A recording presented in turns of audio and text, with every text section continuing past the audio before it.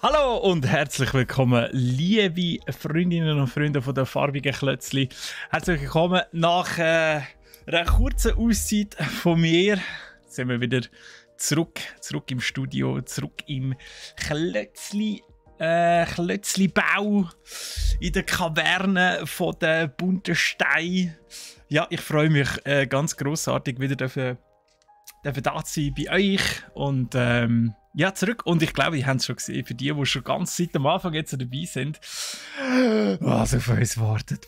Ja, ich freue mich unglaublich. Wir haben etwas ganz, ganz Grosses da, ein riesiges Herzensprojekt von mir. Ich bin unglaublich gehypt, dass das überhaupt so realisiert worden ist und so wunderschön daherkommt. Ja, für die sagen, sie haben auf Twitch, haben wir es natürlich auch noch gerade auf Twitch. Auf Twitch sind wir jetzt. Auf Twitter haben wir es natürlich auch noch rausgehauen. Es ist einfach ein Traum. Ja, warum bin ich überhaupt weg gewesen? Weiss ja wahrscheinlich gar niemand. Oder ja, mal ich hatte es angeteasert vorletzte Woche. Ja, wir haben eine tolle Zeit gehabt. Wir sind Montag auf Dienstag in Berlin gewesen, weil am Montag ist ein Special Screening von Dungeons and Dragons Honor of Thieves. Da sind wir netterweise eingeladen worden. Wow. Ich habe mich zuerst noch dagegen gesträubt, weil ja, das da ist natürlich immer ein bisschen ein Faktor, oder? Man muss ja doch auch reisen und Hotel und essen. Und es hat noch geheißen, elegante Abendgarderobe. Habe ich natürlich gedacht, okay, gut, wenn ich so muss aussehen, dann noch roter Teppich und so, Jesus Christ, okay, was machst du denn? Dann gehst du noch Kleider kaufen. Ja, dann bin ich zuerst in ein grosses Einkaufszentrum gegangen. Und dort hat es jenste von diesen Läden gehabt, Kleiderläden, keine Ahnung, Manor und Wii und weiss ich auch nicht, Zara und all das mögliche Zeug und so und überall reingegangen. Es hat einfach nichts Gescheites gehabt, Und da bei der einen bin ich so ein bisschen hin und her gelaufen, weil sie dann so gefragt hat, ja, suchen Sie etwas? Und ich so, ja, weiss auch nicht, was ich suche. Weil es ist noch ziemlich schwierig, hat sich ja so herausgestellt. Irgendwie zu vermitteln, was ich genau suche. Einerseits für einen roten Teppich, es hat geheißen, elegante Abendgarderobe. Auf der anderen Seite bei Special Screenings von Filmpremieren und so gibt es auch viele Leute, die einfach mit Sneaker, T-Shirt und Jeans laufen. Ja. Ich habe gedacht, mal jetzt mal schnieken und so. Da bin ich nachher noch im PKZ und dort hat es mir schier ins Portemonnaie gesprengt. Aber ich habe gedacht, ja gut, dann habe ich etwas für ein anderes Mal. Falls ich jemals noch mal auf einen roten Teppich muss. Ja, das ist recht witzig gewesen, muss ich sagen. Ja, ich bin dort mit der Chefin, mit der Caro, die kennen ihr auch, die ist auch schon ein paar Mal da im Kleebausteinen-Stream gewesen und so. Und wir sind dann so wirklich, also weißt du, Anzug, ich kann noch Weste anlegen, hatten aber nicht mehr Pass, Flüge, alles, so richtig schöne Chinos, Lederschüle und alles. Sie gar ein wunderschönes, langes blaues Kleid gehabt, sind wir ins Uber und also da aber schon mal so einem Special Screening, so Filmpremiere so gewesen sind, dort ist alles abgesperrt. Einfach, es hat einen Zugang, das ist der rote Teppich. Also fahren wir dort mit dem Uber an und steigen, also ich steige zuerst aus, weil ich bin auf der rechten Seite war, somit habe ich nicht gebleibt. Ich habe nicht gewusst, auf welcher Seite das ist, aber es macht eigentlich Sinn, dass man rechts aussteigt. Anyway, nachher sind ihr rausgeholfen und dann alle schon mit dem Handy, wow, oh mein Gott, Promis! Ja, das sind dann nur wir zwei gewesen.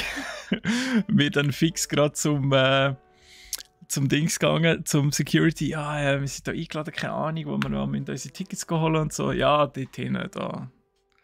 Dort ist Gäste-Counter und so. Und einfach eine riesige Schlange. Und wirklich, es hat alles gehabt von Leuten, die so ein bisschen leger mit Anzug, so Smart Casual, aber dann wirklich auch voll Casual mit irgendwie bedrucktem Iron Maiden T-Shirt und Sneakers und so dort gewesen. Wir sind in dieser Warteschlange dort definitiv overdressed gewesen. Aber ja, wir haben gedacht, komm, jetzt gönnen wir uns einfach. Jetzt machen wir einen coolen Abend. Zeigen auch, was wir annehmen, oder? Ja, und sind wir dort in dieser Schlange, haben unsere Tickets abgeholt und nachher kannst du nicht vor über den grossen roten Teppich, wo alle Fans waren. Das war wirklich abgesperrt. Da kommen nur die ganzen Schauspieler und dann ist ja der Rick Cavanian und der Erik Range alias Gronk ist ja noch eingeladen. Sie sind beide Synchronsprecher dort im Film. Die sind dann später dort noch gekommen. Wir sind so ein bisschen hinten und dann hast du noch mal abzweigen. Entweder geradeaus über den grossen roten Teppich mit dem Schriftzug und irgendwie 40 Kameraleute und Journalisten oder links zu einer Bar. Und das sind auch noch Securities dort gewesen, natürlich ganz viel. Und dann so, wäre schon geil mal noch einmal so auf dem roten Teppich. Aber ja, sind wir halt links abgezweigt und dort zu der Bar. Mega cooles Getränk, sie hat so ein bisschen gesmoked und so, fancy Farbe gehabt, Drachenbräu hat es geheißen. Und dann dort ein bisschen rumgewuselt, nachher rein in die Vorhalle. Und dann hat dann einer gefragt, so bei uns im Alter. Und sicher 2 Köpfe kleiner wie ich, das ist nachher noch relevant, hat er gefragt, ja, und wo hat er das Getränk her? Sind wir so ins Gespräch gekommen und auf dem roten Teppich sind wir auch da. Und so, nein, sorry. So Securities dort und ich hatte keine Eier gehabt. Und wie das so ist, die kleinsten Leute haben einfach die grössten Eier. Er so, komm, jetzt machen wir das. Jetzt gehen wir raus, dann sind wir nochmal dort zu den Securities vor dem roten Teppich und dann kommt so die eine zu mir so, sind die Promis? Nein, tut mir leid, ich wirklich kein Promi. Aber können wir nicht gleich irgendwie so? Und sie, nein, leider nur VIPs und so. Und dann sind wir noch mal dort kurz im Gespräch und dann sie, komm, geht einfach durch. Und Caro ihre Jacke abgegeben und die Security sind alle mega lieb gewesen, übrigens. Shoutout zu all diesen Security-Leuten dort. Richtig cool. Und dann haben wir ein paar Fotos machen, beziehungsweise er hat dann, der Maurice hat ein paar Fotos von uns gemacht. Hat sich einfach vor die ganze Horde mit diesen Kameras gestellt. Ein paar von den Kameraleuten haben noch so ein paar Mitleidsfotos gemacht, aber die haben natürlich schon gewusst, dass wir keine Promis sind. Dass es sich nicht so lohnt. Wie vor uns ist noch die Lara Loft dort über den Teppich hineingeschlendert. Die haben natürlich alle abgedrückt. Ja, und dann haben wir noch von so einem Drachen noch eins machen und so. Und dann der Film selber. Liebe Leute, das ist ja keine Werbung. Also es ist Werbung eigener Sache. Geht Dungeons and Dragons, Honor Among Thieves, schauen. Das ist wirklich einfach locker, leger, geile Handlung, es passiert immer etwas, super, wirklich Top-Humor, nicht so over the top, wirklich schön erzählt einfach. Für die natürlich auch noch D&D spielen oder kennen, für die ist es nochmal toller, habe ich gefunden, weil die viele Sachen erkennt. Wird momentan im Internet, glaube ich, ein bisschen verrissen, gerade wegen dem. Aber ja, was soll's. Ich, selbst Spielleiter, ich finde, man muss das nicht so verreissen. Überhaupt nicht. Ich finde, die haben das super adaptiert. Es gibt noch so ein bisschen die erzählerische Freiheit dann vom Spielleiter. Für die das dann mal schauen, die wissen vielleicht, was ich meine. Aber gut, das war jetzt eine genug lange Einleitung. Ich würde sagen, wir gehen doch mal über und ich hole es über und ich zeige, was wir heute bauen. Wir bauen nicht im Dungeons & Dragons Universum, sondern im Herr der Ringe Universum. Es ist so schön. Schaut euch das an. Hui! Lord of the Rings, Rivendell oder Herr der Ringe, Bruchtal gibt es heute zu bestaunen. Hui! Was haben wir? Mal ein paar Key Facts. Schau, da sieht man sogar noch die Rückseite. Und das sind ja so einzelne Teile, die man da noch zusammenstecken. Also wirklich viele Details. Was haben wir? Hier haben wir da die kleine Kuppel. Ja, jetzt sieht man es natürlich super, oder? Die kleine Kuppel haben wir hier. Ich glaube, dort ist mehr so ein Ausguck. Das sieht man bei Herr der Ringe nur so beim Anzoomen.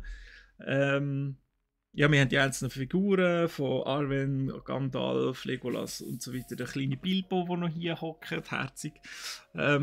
Und dann natürlich die ganze Indoor-Szene, der Rat, wo tagt, Elronds Rat, dann das Bett, wo der Frodo aufwacht in der einen Szene. Wir haben das gebrochene Schwert, Narsil vor der Statue und auch wunderschön hier mit dem blauen Tuch. Also wirklich ein Detail vom Feinsten. Narsil liegt ja auf dem blauen Samttuch dort drauf. Die Schreibstube von Bilbo, weil er ja dort so quasi ein bisschen in der Ferien ist und später auch noch in alten Westen segelt. Mit Elrond wissen wir ja. Was haben wir da noch? Oh, weiß ich gar nicht, was ist das für eine Szene? Ah, der Schmied mit dem Legolas. Ich glaube, das will ich noch ganz kurz zeigen. Das ist mir so etwas nebendurch. Ja. Wenn ich das noch recht im Kopf habe. Es ist von der Eigenserie, das heisst, es Exklusiv-Dingens und ihr könnt das selbstverständlich auch bei uns bestellen, brack.ch. Versorgt euch da. Ich habe mich sehr ins Zeug gelegt, dass wir da wirklich genug haben von dem. Beasis.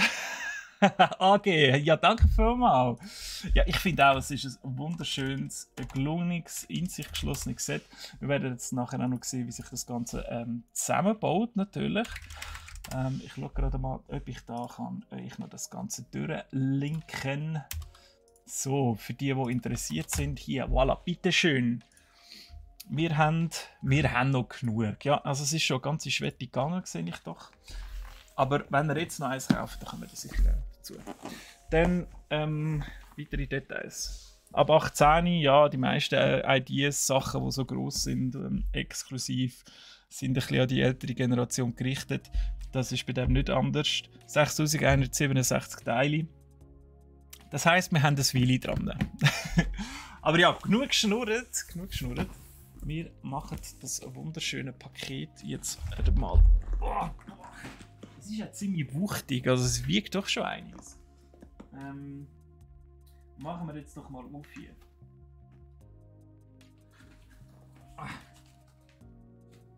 Die Klebis sind so mühsam. So, jetzt zack, zack, zack.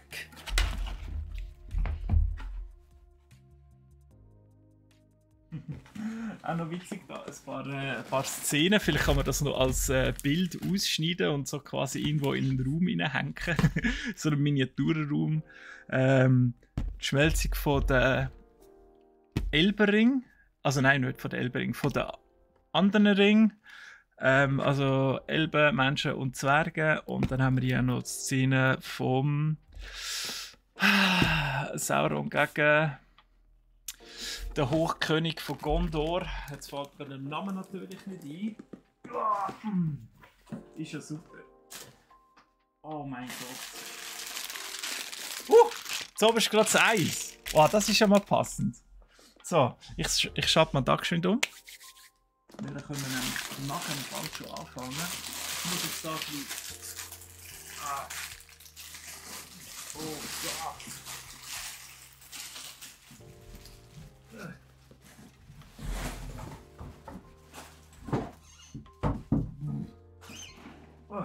Also es sind ganz viele Tüten drin und noch das Weiße hier. Moment. Ich weiß nicht, was das ist. Also es sind schon noch weitere Teile und ich hoffe irgendwo noch die Anleitung.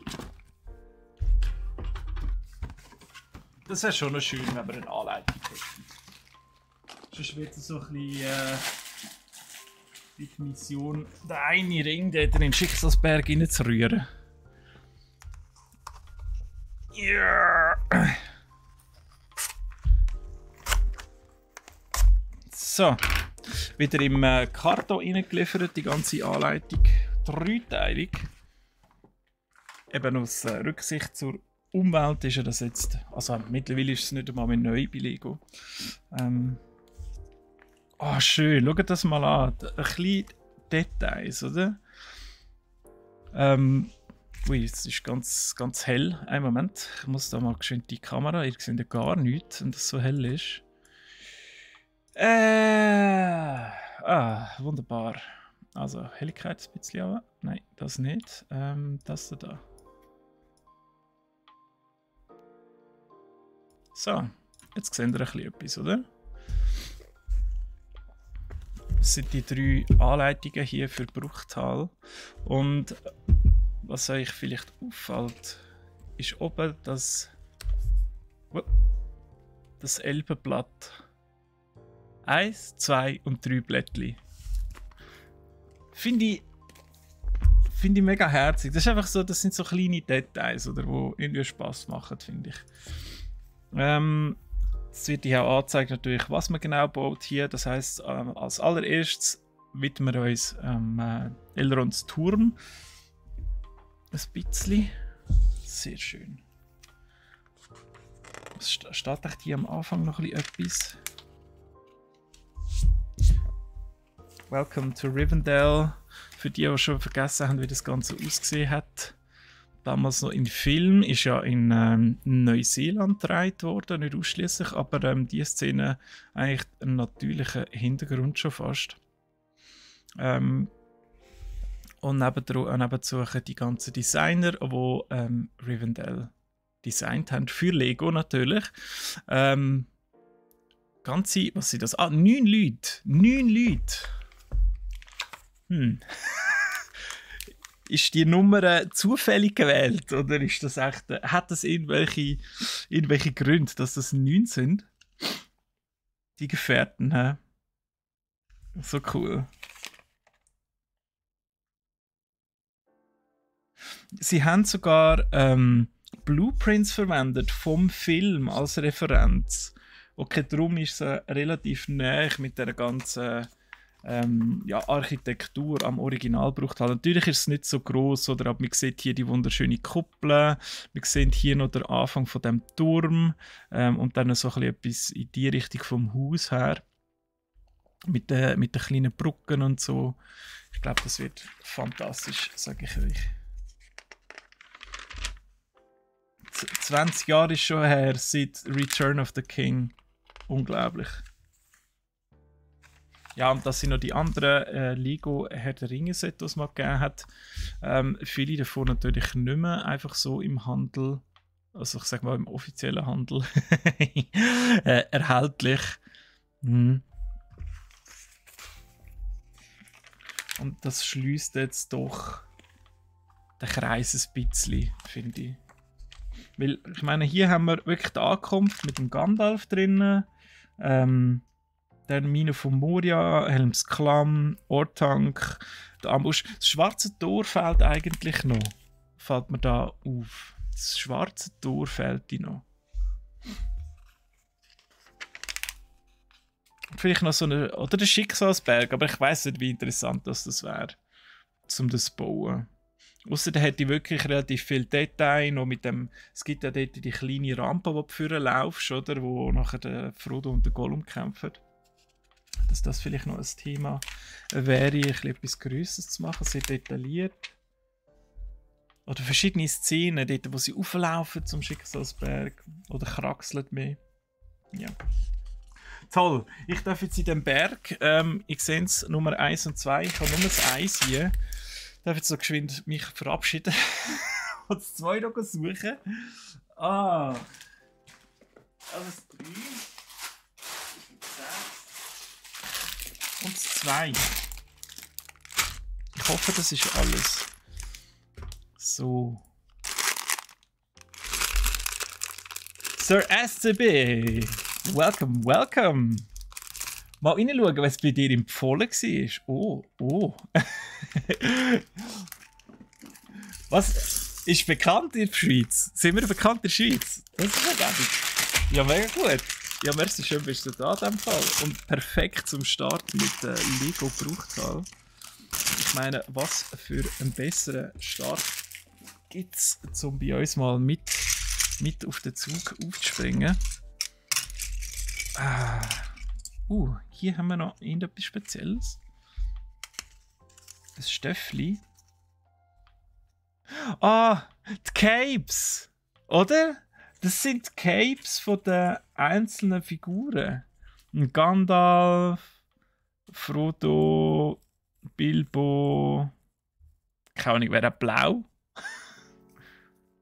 Wer hat das blaues Cape? Der Arwen? Keine Ahnung. Grün? Oder gut. Ja, vielleicht ist es eine... Nein, dann ist das Legolas und das ist Frodo wahrscheinlich. Und dann noch das Braun, das Grosse, das ist wahrscheinlich der Elrond. Wir sehen es dann noch, ob sich das bewahrheitet. Alles nur mit Guesses. Lego ist lang her. Du, ich sage dir, bei mir ist Lego, bis ich vor ein bisschen über einem Jahr jetzt angefangen habe mit dem Stream, ist es vorher auch ein Weile her gewesen. Ich habe natürlich immer noch meine alte, heißgeliebte Lego-Kiste unten im Keller. Von der werde ich mich auch mein Leben lang nie trennen. Irgendwann erbt das mal allfällige Kind von mir. Wo ich mit denen dann natürlich die ganze Kiste, wie es Tradition ist, einfach irgendwo im Wohnzimmer ausleeren und dann wird einfach mal gebaut. Ich finde, das gehört sich. Einmal querbeet alles verteilen in der ganzen Wohnung. Da haben dann sämtliche Mitbewohner und Mitbewohnerinnen sehr viel Freude daran, wenn man sich da breit macht.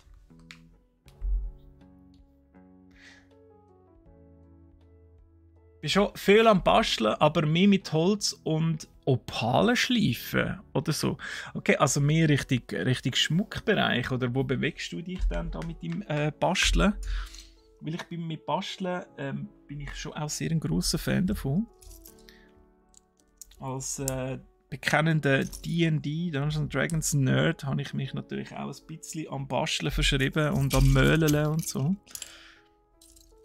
Auch wenn es momentan ein bisschen zu kurz kommt, bin ich ehrlich.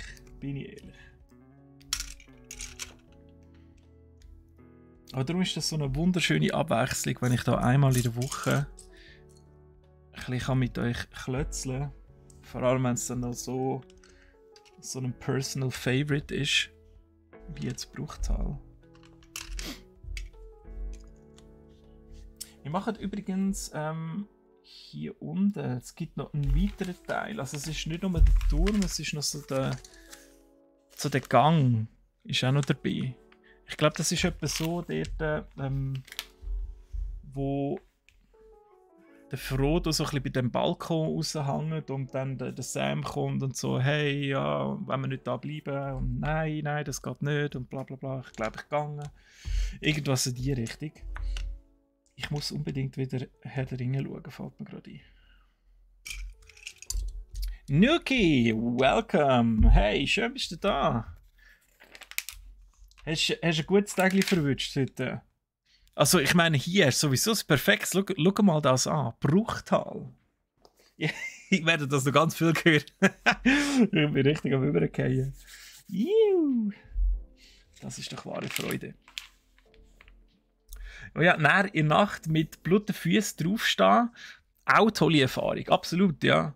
Also habe ich zur Genüge gemacht, als ich klein war. Ich kann auch da die Lego Eisenbahn habe ich noch daheim. Da kann ich auch sehr empfehlen, mal zum draufstehen, weil wenn man die nicht so eben ausgelegt hat, sondern so ein bisschen versucht, so Strecken zu bauen, dann sind die aber so, oder? Und, die Gleise, die sind ja aus Metall und wenn man dort so drauf steht und der Fuß das abdrückt, dann geht dir das so rein, oder? Und dann klemmt es so richtig zwischen diesen zwei Eisengleisen einem die Haut vom Fuß so ein. Das ist eine so Erfahrung. Trickschachteln, Bogen, Werkzeugkisten, ganz viel mehr. Trickschachteln sauber machen. Oh, das finde ich jetzt aber cool. Wie macht man das selber? Also ich meine, du musst dir ja die Logik ein bisschen überlegen, oder? Wie jetzt das Ganze bewerkstelligen, dass es ein bisschen eine Challenge ist. Also, Trickschachteln gehe ich schon richtig, so wie Rätselschachteln. Nicht gerade so krass wie Skateboxen, aber habe ich das so richtig. DSA-Spieler, mit DSA habe ich angefangen. Mit dem bin ich überhaupt in die ganze Pen-and-Paper-Welt reingekommen. Ich habe damals einen Barbar gespielt. Ja. Ist ein bisschen einfacherer Einstieg für mich, habe ich das Gefühl gehabt, wenn man einfach so ein bisschen reinkloppen kann, wo es auch ein bisschen stumpfsinnig ist. Aber ich habe mir recht Mühe gegeben und ich habe sehr, sehr gnädige Spielleiter gehabt, die auch das super immer gemacht haben. Also das ist jedes Mal, ich bin immer so dort gehockt im Schneidersitz wie so ein kleiner Schulbub, oder? Wow! So, jedes Mal. Das war toll. Es hat einmal die Szene gegeben, wo man gegen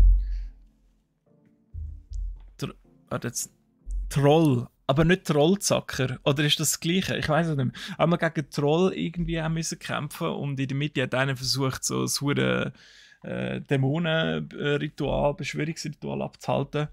Und dann habe ich dort so in den Troll reingekackt mit meiner Zwei-Hände-Axt und dann 20 gewürfelt. Ist 20 das Beste beim DSA? Ich weiß gar nicht mehr, oder das heißt. Einmal das Höchste, ich nehme es einfach das 20. Und dann musst du es ja nochmal bestätigen und allenfalls noch das 13. Mal bestätigen. Und je nachdem, wie oft du es bestätigst, ist es ja nochmal krasser. Und ich nochmal ein zweites 20. Wow! Und dann natürlich der Spielleiter, oh shit, oh mein Gott, okay, jetzt machen wir etwas richtig Krasses. Und dann, ja, du hörst irgendwie deine Göttin zu dir aufrufen und du, keine Ahnung, deine Zweihand-Axt leuchtet mit Blitz auf und bam, du nimmst gerade irgendwie den Oberschenkel vom Troll durchtrennen und so. Und das ist so richtig geil. Das war meine beste Szene vom DSA. Wie ist das so bei dir dort? So, jetzt komme ich da gar nicht mehr an, du. Heiland, so das Donner da. Es läuft ja schon wieder. Vorbereitet Wochenende für D2-Würfel aus Holz. Sind das nicht einfach nur Münzen? Wie macht man denn D2-Würfel? Dünnes Furnierholz, wow. Hast du auch in dem Fall so einen Instagram, wo man da... Ich schaue immer gerne so Leute an, die Würfel machen. Ich bin so ein Dice-Goblin. Nicht so gut, Stagli Nuki. Okay. Ein bisschen Stream schauen zum Ablenken. Ja, gut, dann hoffe ich, dass wir dich da gut ein bisschen von deinem nicht so tollen Tag ablenken und vielleicht nachher mit einem kleinen Smile wieder durch den Tag kannst gehen.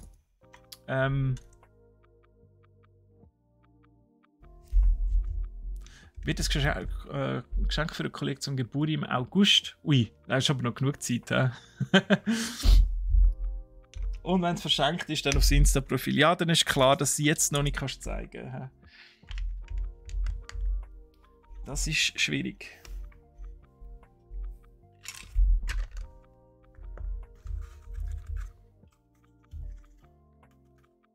Oh, schießen, aber nicht so regelmäßig. Also mit richtigen Knarren auf dem Schießstand oder wie? Und der Nuki tut Bogenschießen. Bogenschießen habe ich nur einmal gemacht im Sportlager in Tenero. Ich glaube, das kennt jeder Tenero, oder? Dort gehen alle Schulklassen an in ein Sportlager. Einmal im Leben habe ich das Gefühl. Irgendwie kennen das alle. Und dort am einen Nachmittag habe ich mich für Bogenschießen eingeschrieben. Das sind natürlich so ein bisschen Hobbybögen, oder? Aber es war mega cool, es hat mir sehr gut gefallen. Und du machst das in dem Fall so eben nicht nur hobbymäßig, sondern hobbymäßig. Also so. Jo. Legolas-Style. Carbonbogen, Recurve-Bogen aus Holz. Wow. Also selber gemacht, oder wie? Wahrscheinlich nicht, oder? Ich glaube, das ist schon eine rechte Kunst, so etwas zu machen. Oh, die haben noch verschiedene... Die sehen noch verschieden aus. Moment.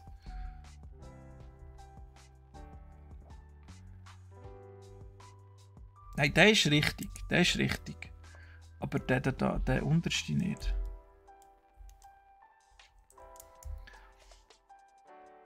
So, und damit wir da unser schönes Gemäuer sehen.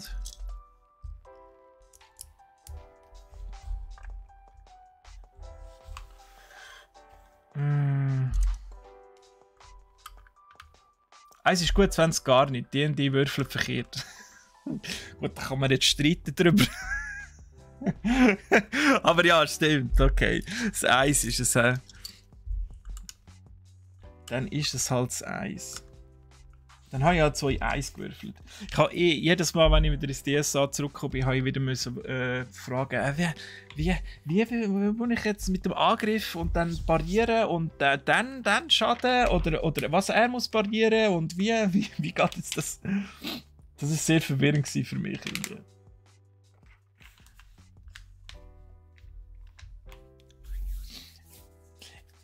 RBR One, voll verbastelt. Was? Nochmal von vorne? Nein, sicher nicht. Jetzt wollen wir nicht nochmal von vorne an. Hast ja noch genug Zeit. Also jetzt kommt ja wirklich noch einiges. Wir haben erst angefangen. Jetzt hast du noch nicht viel verpasst. Ich habe eine mega lange Einleitung gemacht, wo ich noch meine Story da abgehandelt habe von Dungeons & Dragons Premiere letzte Woche. Was macht jetzt das Teil da? Also die ersten 8 Minuten bzw. 13 Minuten vom Stream ist noch nichts passiert. Hinsichtlich Lego zumindest. Die Farben sind auch wieder sehr, sehr schön. Es sind so ein bisschen leicht verblasste, natürliche Farben. Wunderschön. Wunderschön. So. Das Ganze mache ich fixieren da. Ah, du bist krank. Ah, was? Streptokokken verwünscht hast. Ich glaube, das habe ich noch nie gehabt. Man hört das etwa die, aber ich muss im Fall ganz ehrlich googlen.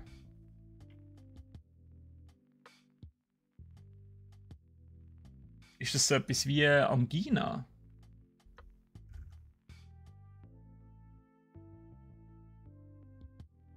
Okay. Ja, nicht so cool. He? Ich glaube, das leitet einem doch ein bisschen flach und wahrscheinlich noch Antibiotika und was weiß ich alles. Und dann bist du eh voll auf der Schnur. Du bist nur so halb tot so, im Sofa. Lego Herr der Ringe Stream plus auf dem zweiten Screen natürlich noch Herr der Ringe schauen, würde ich empfehlen. Die volle Dröhnung.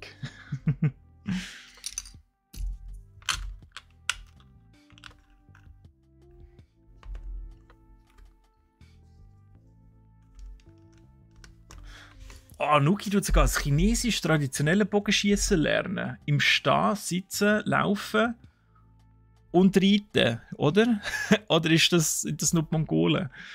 Einmal pro Woche. Das ist sicher krass. Das hat so ein mega hohe Ceiling, also Skill Ceiling, wo du mega musst halt diszipliniert und konzentriert trainieren, kann ich mir vorstellen.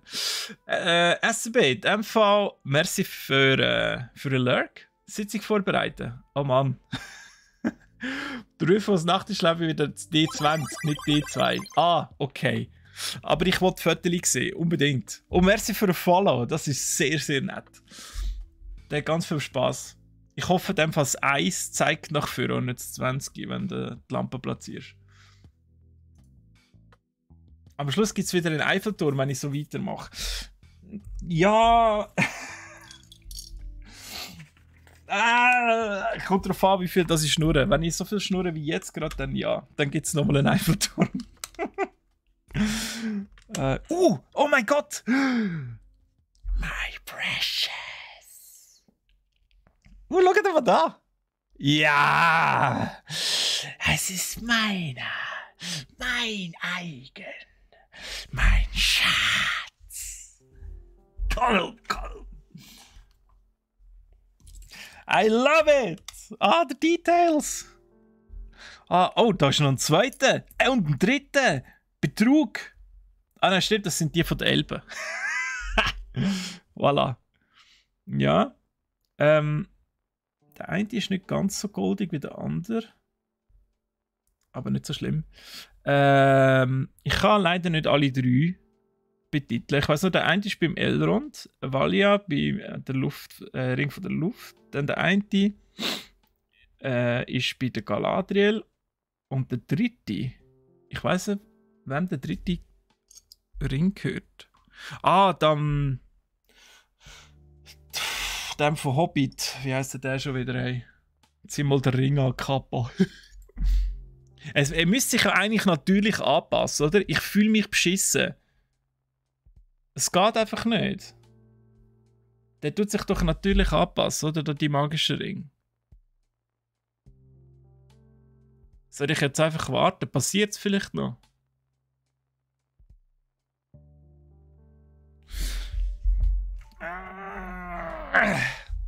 Okay, nein. Das war mal wieder ein Schuss in den Ofen. Ich glaube, das wird wirklich nicht. Aber schön haben wir es versucht.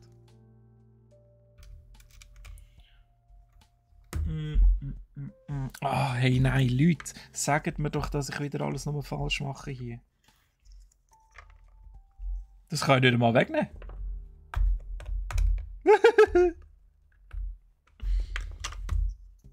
Wie soll ich das jetzt wegnehmen? Hier kommt noch etwas drunter, habe ich gesehen. So.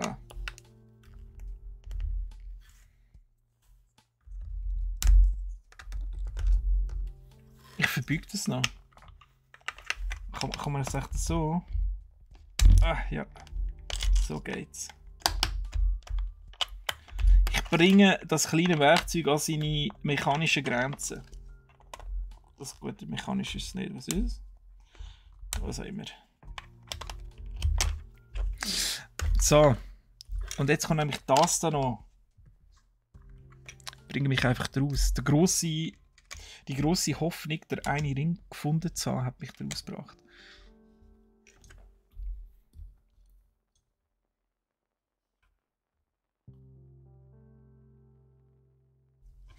Wegen dem Bogenschießen, Konzentrations- und Fokusbedürftig. Aber ist ja irgendwie befreiend. Ja, ich denke, wenn du eben so hart musst fokussieren, vergisst du alles ein bisschen rundherum.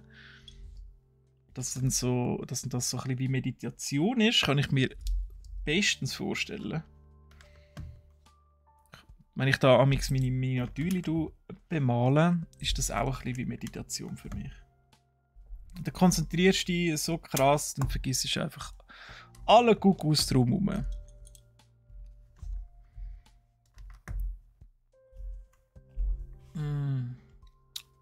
Jetzt habe ich noch geschrieben, oh, Clou, sorry, morgen, grüß dich, Gottfried Stutz. Gestern habe ich dich noch beim Troy gesehen. Bin noch ganz, am Schluss bin ich noch geschwind reinschauen.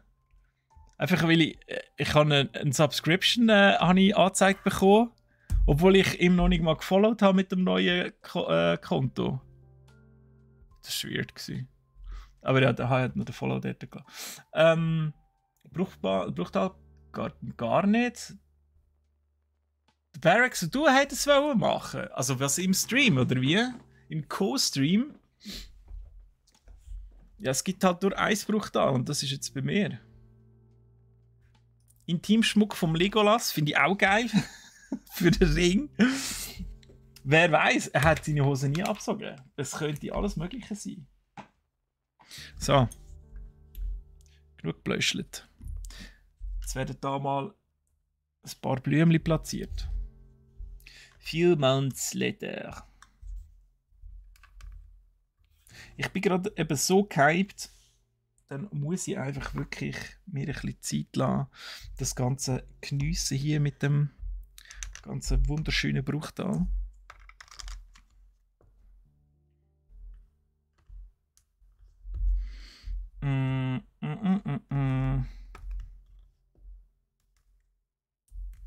Eigentlich wäre es schön, wenn man noch ein bisschen Herr der Ringe Musik könnte abladen. Aber das ist ja alles lizenziert. Das darf man ja nicht. Selbst wenn ich hier Bruchtal selber zusammenbaue, darf ich es nicht. Es ist einfach unglaublich, wie egoistisch die ganzen Composers sind.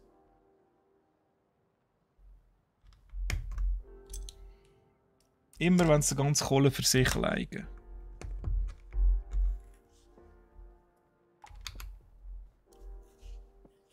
Wie Berlin war. Berlin war der absolute Wahnsinn. Also nicht Berlin, aber Special Screening. Von Berlin haben wir nicht wirklich etwas gesehen. Ja, nein, ist top gewesen. Wir waren noch nie auf einem roten Teppich gewesen. Darum war das Ganze ziemlich speziell gewesen. Wir haben noch ein paar rote Fotos, ja, rote Fotos vom Teppich können machen. Wir haben noch ein paar Fotos vom roten Teppich, beziehungsweise uns auf dem roten Teppich können machen. Das ist so ein bisschen, ja, so eine Once-in-a-Lifetime-Experience gewesen und das hat, ja, hat mich doch irgendwie gefreut, dass ich es dann gemacht habe. Ich hatte zuerst noch fast nicht wollen, weil mich halt der Kohle ein bisschen gereut hat. Aber es hat sich wirklich mega gelohnt. Und der Film ist Königsklasse. Gönnt euch den, unbedingt. Der ist super witzig.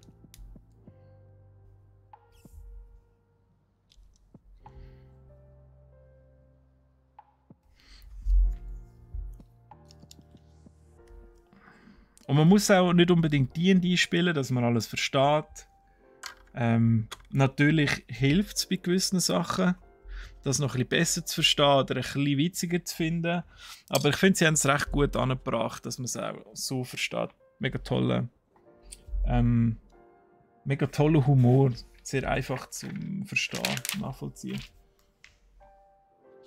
Den Gronkh haben wir leider nur über den Bildschirm gesehen. Das hat mich ein bisschen enttäuscht. Ich hätte ihn gerne mal noch so live gesehen. Ich meine, die Schauspieler, die interessiert doch niemand. Wenn du so in dieser Gaming-Bubble drin bist, dann willst du einfach den Gronkh sehen, oder? Mm. Ja, ich habe ihn dann im Stream noch gefragt, er hat per Zufall wirklich die Nachricht auch noch gelesen, ob er dann noch im Vorraum war, weil wir irgendwann noch gewartet, das war er anscheinend gewesen, aber wir haben ihn nicht gesehen, wir haben extra mal noch gewartet. Ja, es sind noch viele andere Streamer dort gewesen, die ich auch verfolge, das ist ja schon noch exciting gewesen, mal so in dieser Community sich zu bewegen. Aber ich habe natürlich keine Ahnung, also 99%, die dort rumgelaufen ist, habe ich noch nie gesehen.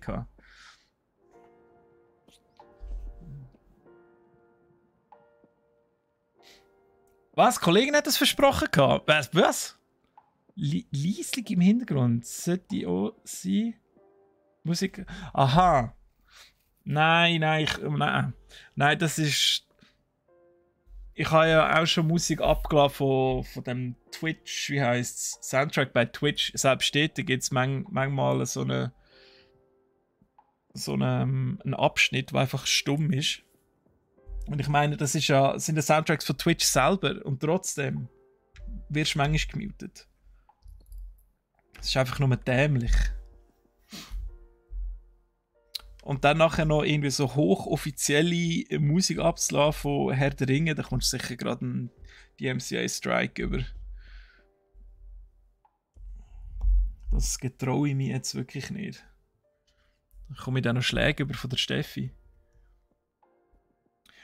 Welchen Film, das wir schauen? Wir sind Herr der Ringe.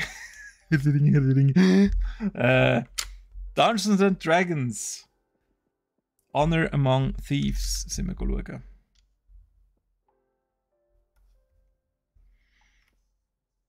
Bewegt sich auch wunderschön in dem D&D-Universum, wenn man das ein bisschen kennt. Also rein von der Geschichte her. Oder für die Baldur's Gate kennen. Ich glaube, den kann man ja auch nach Niewinter. Die Stadt kommt zum Beispiel vor. Sehr exciting. So, haben wir alle Pflänzchen. Da ist noch eins.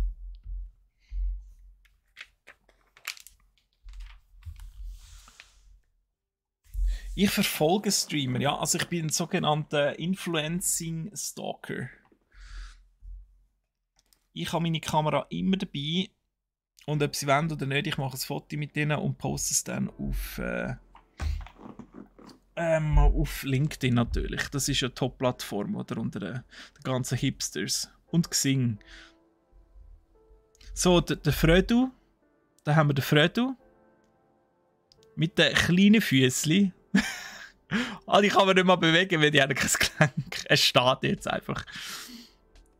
Und wenn er zu lang muss stehen, dann sieht er so aus.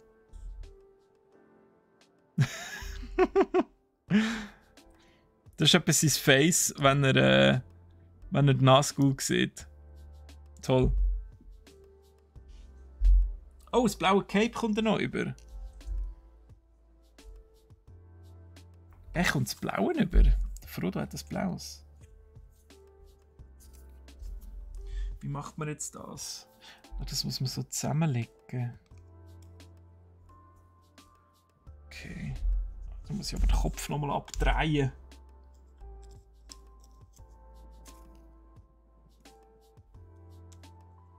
Das ist wieder das Gefriemel da. Hallo!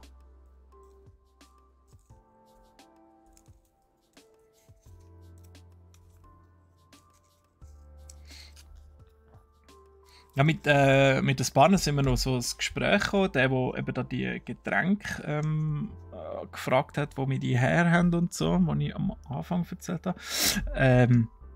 Und die Fotos gemacht hat auf dem roten Teppich. Der hat einen Kollegen dabei gehabt und der hat dann auch so ein bisschen mit uns geredet und so, bla bla bla bla bla bla. Da fehlt jetzt ein Teil. Genau. Ja, eben wo wir herkommen, was wir so machen. Und dann ich so, ja, und was machst du so? Ja, ich bin Influencer. Okay. Wer bist denn du? Ja, ich mache YouTube und so. Ah ja, okay. Ja, zeig mal, wo ist dein Channel? So, zeig mir den Channel. Und ja, sind keine Millionen, oder? Aber für mich doch noch 230.000 Follower, also Abonnenten, so. Sorry, gell? Hatte ich also nicht auf dem Schirm gehabt.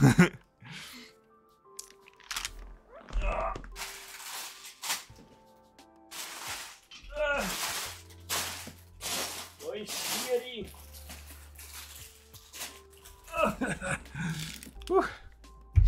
Ja, aber du kannst auch unmöglich alle kennen. Also dort hat es so viele Leute gehabt und Influencers und so. Ich habe noch einen dort auf dem roten Teppich noch auf die Schulter geguckt.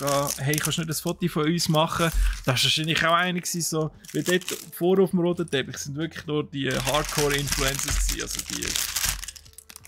die wichtigen. Das war wahrscheinlich auch irgendeiner gewesen, den man hätte kennen und so. Und ich einfach, hey, kannst du nicht ein Foto machen? Und er sich gedacht so, kennst du mich nicht einmal? Knie nieder, Knecht!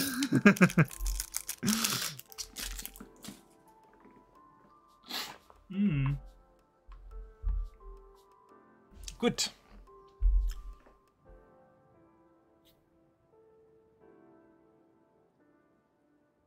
Ja, aber es ist schon witzig, es hat auch mega viele Leute gehabt, die wirklich dort angekommen sind und ewig in der Kälte rausgestanden sind mit ihren kleinen Handys und darauf gewartet haben, dass da die ganzen Schauspielerinnen kommen. Also das hätte ich jetzt nie gemacht. Das fände ich jetzt irgendwie weird. So lange dort warten. Vor allem, die kommen ganz am Schluss. Also wenn ihr mal wirklich gucken Fotos irgendwie so bei einem roten Teppich, dann können wir einfach ganz am Schluss, so stehen wir dort einfach für nichts rum. Ja, grüezi Bionic. Hallo. Wie geht's denn uns heute?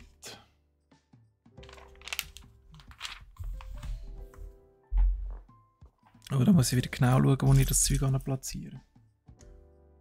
Warte jetzt. Das muss ganz genau ausgemessen sein. Da der Teppich. So. Irgendwie.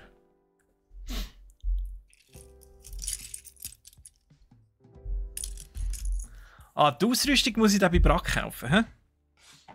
Habe ich aber ohne Scheiß. Habe ich aber wirklich gerade letzte Kamerazeugs gekauft. Die ganze Streaming-Ausrüstung über Brack gekauft. Schlimm. Wenn ich mal irgendetwas Neues anfange, dann investiere ich einfach immer zu viel drin. Aber ich habe einfach keine Geduld dann.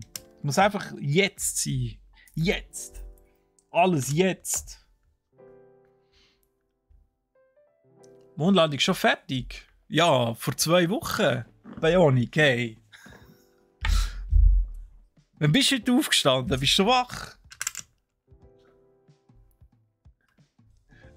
Herr der Ringe, nicht mies, aber sieht cool aus. Die haben aber knapp noch Geräte gehabt. Der EOS R ist gerade günstig. Das liegt immer noch weit über meinem Budget. Ich habe ein Dings, habe ich jetzt eine Sony ZV-E10, da die Vlogger-Cam, weil ich sie noch als Webcam brauche. Keine Profikamera, aber reicht für meine Bedürfnisse. By far, übrigens.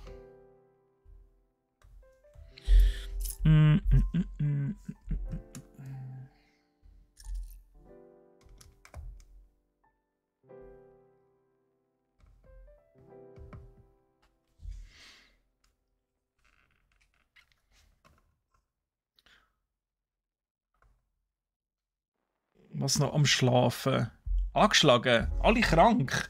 Habe ich heute den Krankheitsstream verwünscht? Sind ihr alle krank da draußen? Was ist los da?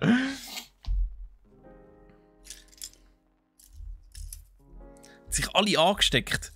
Also ich hätte zwar auch vermutet, dass ich mich noch anstecke dort in Berlin. Es sind auch ein paar so richtig so Umseuchen gsi. Aber ich habe Glück gehabt. Offenbar. Sonst wäre ich ja nicht da.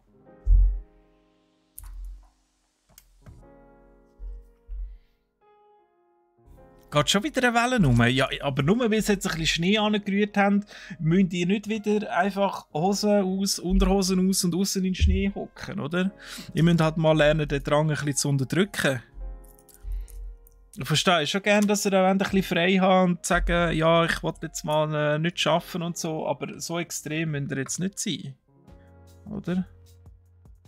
Ich könnte ganz höflich am Arbeitgeber sagen, hey, ich würde gerne ein Sabbatical ziehen und für 3 Monate auf Thailand. Wie das unsere Chefin macht, wobei die macht kein Sabbatical, die geht. Ja. Ein Blaues. Tori nochmal. Hey. Fährt doch einfach noch eins.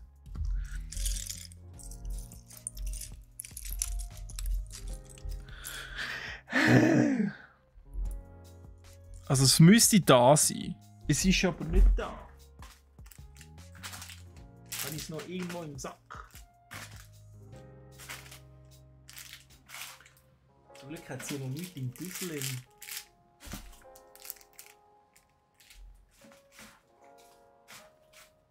Nein. Also gegessen habe ich es auch nicht. Oh, da ist das, was wir noch am Frodo geben müssen. Aber das macht doch keinen Sinn, oder? Da Bratpfanne hat doch der Sam und nicht der Frodo. Also ich gebe ihm sie jetzt zur Überbrückung, damit er sich noch irgendwie wehren oder so.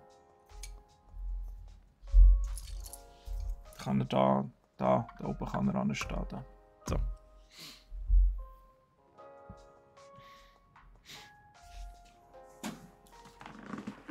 Zum Vloggen ist sicher genug gut. Ja, ich tue ja schon nicht vloggen, aber als Webcam eignet sie sich wirklich super. Habe ich die angesteckt? Also ich bin gesund. Ich habe die höchstens mit Gesundheit angesteckt, aber kannst du dich bei den ganz anderen da im Chat bedanken, die da am Rumsäuchen sind. Der Umschwung von Wetter schafft das Immunsystem nicht. Ja gut, ich kann es noch ein Stück weit nachvollziehen.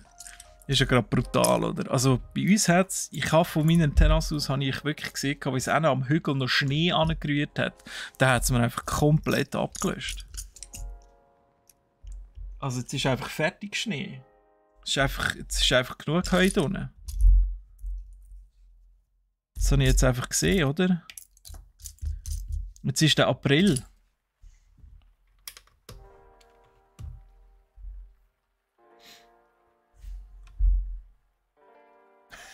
Ich kann schon deiner Frau sagen, dass du ein Sabbatical machst. Da habe ich also keine Hemmungen. Ich weiss nicht, ob dir das nachher hilft bei deiner Argumentation. Das ist ja anders. Was ich suche? Ich suche so ein hellblaues. Das da. Das da suche ich. Ich schiebe mal alles ein bisschen mehr in die Kamera, dann könnt ihr helfen suchen. Also, das da einfach nicht rund und über 2. Über 2 Noppen. Es klemmt wahrscheinlich wieder irgendwo unten rein. Irgendwo. Aber ich habe schon... da! Hey! Es ist ganz weit übergewandert. In der Nähe. Hey, ihr habt es schon wieder gesehen, hä? Ein Kräutertee von Brack. Beste Werbung. Danke vielmals, Bea. Wir haben ganz, ganz viel, gell? Ich glaube, Yogi-Tee haben wir vor allem. Was haben wir sonst noch? Ich gebe mal ein. Kräutertee. Haben wir ja schon. Yogi-Tee, ja. Sonnentor. Kapper. Kapper nehme ich immer. Die haben ja noch coole Sorten. Turmkaffee. Turmkaffee. So machen die dann Erdbeerminze. Kneipp. Wahnsinn, wer alles Tee macht, es ist unglaublich.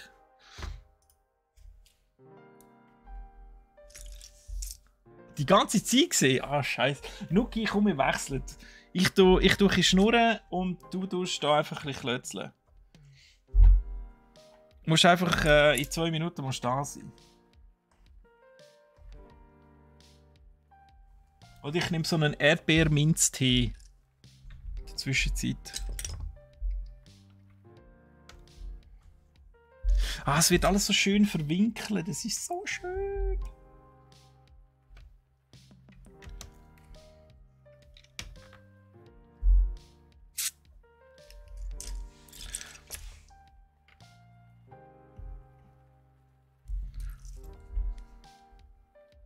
Ricola hat sicher auch gut, ja. Da trinkst du wahrscheinlich einen und dann bist du das ganze Jahr durch safe.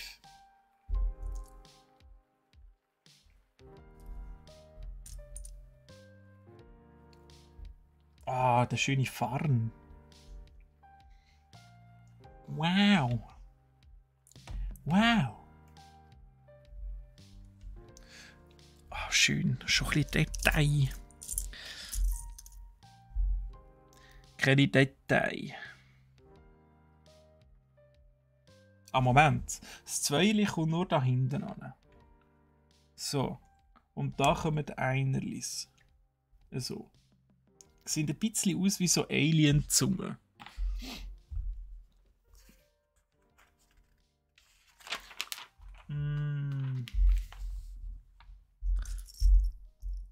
Ach, ich wollte schon die ganze Zeit die Alien Isolation Game, aber ich bringe es einfach nicht fertig.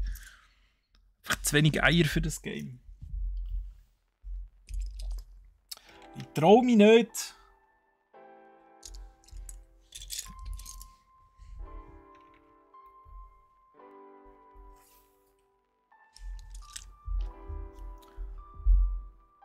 Ah, Steffi, schau mal. Service-Nachricht. Perfekt.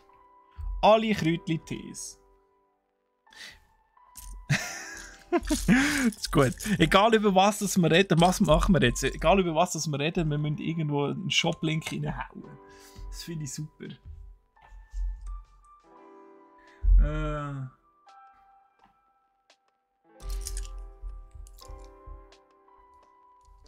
Wo musst du hin? Auf Megenwil? Ja, also wenn du noch nicht weißt, wo du hin musst, dann wird es schwierig. He? Dann wird es natürlich schwierig.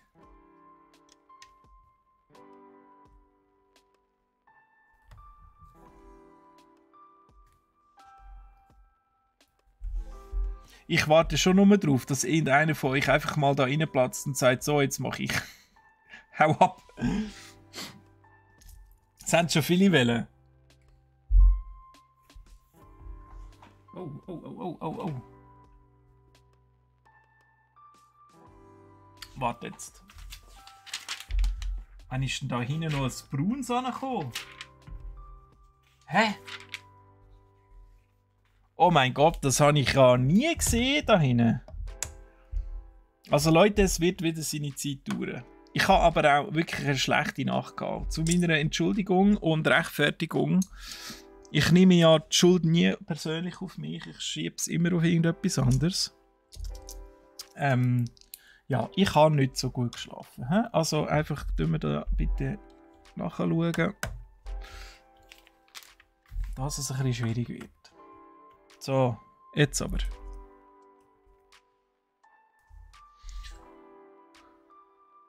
Im Keller vom Gronk. Also wenn du den findest. Nein, so schlimm bin ich nicht. Ich hätte es nochmal cool gefunden, den Gronk mal zu sehen. Aber ich bin jetzt nicht so der Hyper-Fan, der jetzt gerade voll übergeht. Aber ich bin halt so ein bisschen mit dem Grosswurden da, als er mit Minecraft angefangen hat. Darum habe ich irgendwie so ein bisschen Verbindung. Also Verbindung, das ist schon wieder so creepy. Ein Bezug. Ein Bezug zu ihm und was er so macht.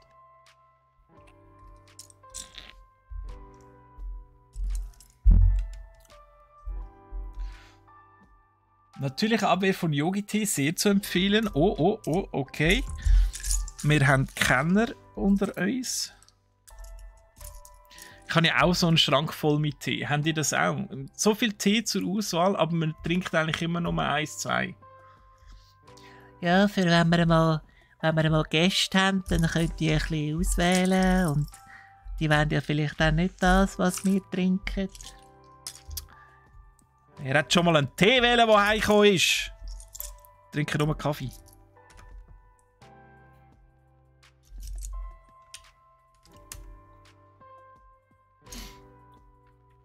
Oktobertee, wenn ich mal Tee. Was ist ein Oktobertee?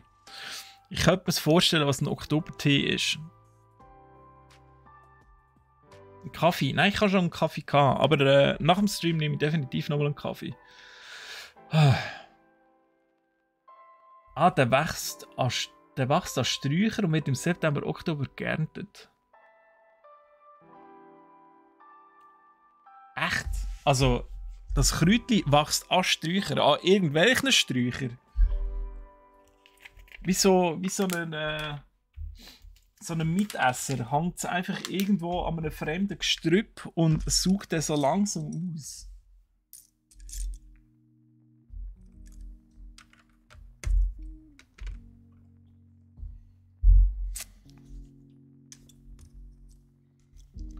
Oolong Fujian mal probieren. Wird da am Clou empfohlen. Ganz viele Tee-Connoisseurinnen und Connoisseure bei uns. Also ich habe eigentlich nur 2 Tee. Das eine ist der Purify. Oder Purify Me. Oder Purge Me. Am besten noch. Von Copper. Das ist so das Verdauungstee. Und weil Eisenkraut kannst du nicht, oder? Dann bist du automatisch 80. Wenn du Eisenkraut-Tee bestellst oder willst oder trinkst, dann bist du instant, gerade in Rente. Das darfst du einfach nicht, oder? Und der andere ist da der Schlaftee. Wenn ich am Abend mal so ein bisschen zu viel nachstudieren und so.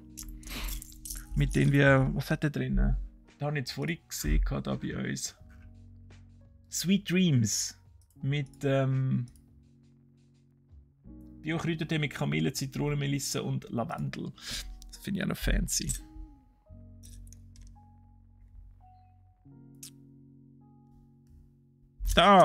Das da suche ich.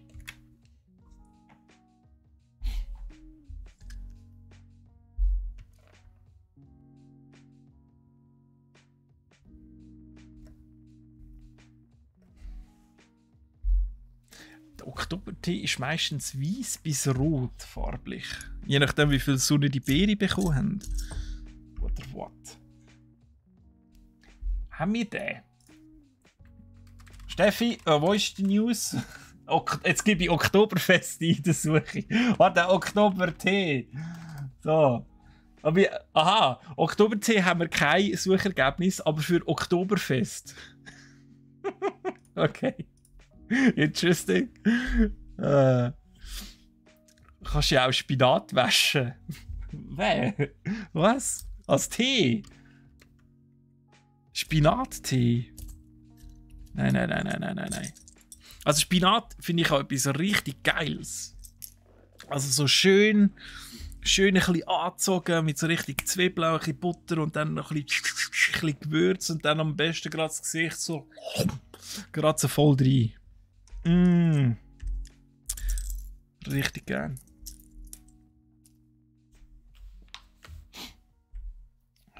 Ich suche noch so ein kleines das. So, jetzt machen wir da schon den Sack zu, wie das aussieht. 1, 2, 2, so.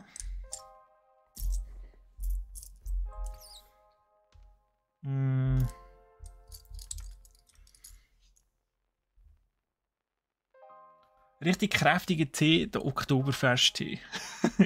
Das wäre auch noch etwas, oder? So die Abwandlung. Das wäre dann einfach der Oktobertee mit Schuss. Was passt euch da dazu? Ich weiß leider nicht, wie der Oktobertee schmeckt. Wenn er im Oktober nur geerntet werden mit irgendwelchen Früchten, im Jahr hat er über die Sommerzeit genug Sonne bekommen und ist recht süßlich. In so einem Kräuterschnaps oder so noch reinleeren. Oder natürlich geht alles mit Wodka. Das schmeckst du ja nicht. Ja.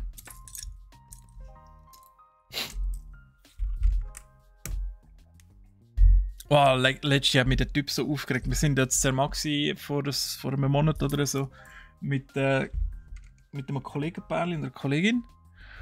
Und die sind extra von Holland gekommen und haben sich umführen. Wir dachten, wir gehen in eine geile so eine Après-Ski-Beiz oder so. Wirklich coole. Oder haben wir gedacht, ist cool, ist nicht mehr so cool, kann ich nicht mehr empfehlen. Ja, und dann sind wir dort und haben das Getränk bestellen. Da ist zuerst lange nicht mehr dort, aber schon Musik an, so. Okay. Dann irgendwann kommt einer raus mit so einer riesen Biege, mit seinem Mise en place, also das, was er vorbereitet hat für die Bar. Und so, geht fast mit dem Zeug. So, soll ich helfen? Nein. Okay. Und dann sicher 15 Minuten sich dort ein bisschen eingerichtet, aber schön gemütlich. Nein, wir warten gerne in der Kälte. Die Heizbilder sind auch noch nicht gegangen, wobei dort eben Öko und so kann man auch noch drüber streiten, whatever. Wir warten da gerne, bis du fertig bist und dich eingerichtet hast. Könntest du uns ja auch mal schon ein Bier rausgeben, aber ist schon gut. Und dann bin ich so dort gestanden, bei der Theke, vor seinem fucking Face. Und er hat einfach nichts. Einfach nichts. Einfach nichts dergleichen da. Weiter eingeräumt. Und dann irgendwann, ich glaube nach etwa 20, 30 Minuten, ja, was wollt ihr? Und der Typ hat wirklich, ohne Witz, für 2 Bier und 2 Aperol Spritz und glaube ein Weissi oder so, hat er eine Viertelstunde gebraucht. Also der Typ, nachher sind die Leute gekommen, wie wir dort gestanden sind, oder? Dann sind alle mal angekommen und haben gesehen, da ist schon offen, komm, wir gehen etwas da nehmen. Der Typ, in einer Seelenruhe, also er ist nie mehr hinten nachgekommen, wirklich. Also ich als Chef, ich habe mich ja aufgeregt, tödlich, weil du einfach keinen Umsatz machst. Und die Leute noch weglaufen und hässig werden, oder? Und der einfach in einer Seelenruhe. Und dann hat er wieder irgendwie ein Röhrchen vergessen und ist wieder innen und so. Und bah. Und ich darf mich ja aufregen. Ich habe genug lange in der Gastro gearbeitet. Ich habe auch an der Bar gearbeitet. Ich weiss, wie das ist. Aber Dude, das ist eine Schande für den Beruf. Schäm dich. So, fertig granted.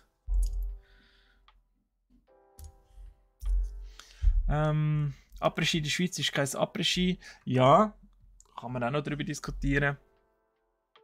Aber das langt. Für den Schweizer Massstab langt. Nächstes Mal gehst du mit den Kollegen auf St. Anton in Moserwirt. Ich glaube, Moserwirt habe ich auch schon mal gehört. Ist das so ein Place to be, wo man unbedingt mal muss festen oder so? Moserwirt.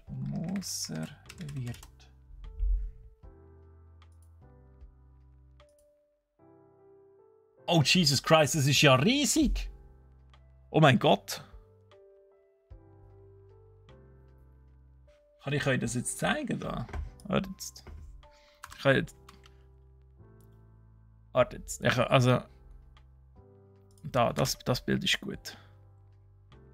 Wackel. Funktioniert das? Warte mal, Screen Capture. Jetzt hätte ich glaube gerade nichts gesehen. Habe ich jetzt schon wieder weggenommen? Ah, ich kann es ja nicht zeigen, aber ich kann mal selber schauen. Muser. Wie heisst jetzt? Muser Wirt. Ist ja wirklich riesig, hä? Krass. Da geht ja richtig etwas ab. Etwas so groß. Ja, aber dort kommst du wirklich nicht mehr nüchtern heim, hä? Also keine Chance. Keine Chance.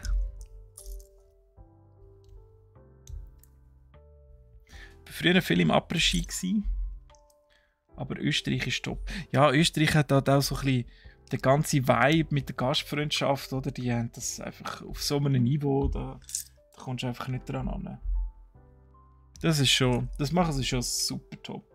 Mal abgesehen natürlich von den Preisen. Aber ich weiss jetzt nicht, St. Anton ist doch auch eher teuer, oder? Geht Post updaten. Kashiru, hey, herzlich willkommen. Willkommen in Bruchtal. Es wird noch gebaut. Wir haben 1670. In 2 Jahren sind wir fertig. Habt ihr gewusst, dass der Tolkien Mittelerde eigentlich so quasi als Alternativuniversum bedacht hat? Also so als Pendant zu unserer Welt. Darum heisst es eben auch Mittelerde. Das sind 6. Ja, und er hat sich dann eben vorgestellt, dass es dort so gewisse Plätze gibt und auch Leute, die sich halt seinem persönlichen Ideal entsprechend verhalten. Und es halt eben so die schönen, ruhigen Plätze gibt, wovon einer Bruchtal ist. Bruchtal war für ihn so das Musterbeispiel von einer weiterentwickelten Gesellschaft und von dem soziologischen Geflecht und Interaktion von Kulturen, weil es hat ja nicht nur Elben dort gehabt, sondern auch Zwerge und Menschen. Also Tolkien hat sich schon extrem viel überlegt gehabt.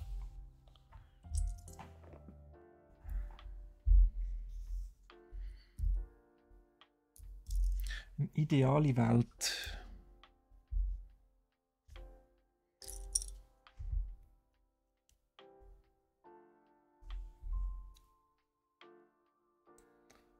Am Mittag kannst du noch ziemlich gut essen und ab der 4 Uhr wird der Tisch abgeklappt zu Bartisch. Nice. Also sind die voll flexibel, hä? Und dann geht wahrscheinlich Party ab und dort sind sicher immer irgendwelche DJs und DJs eingeladen.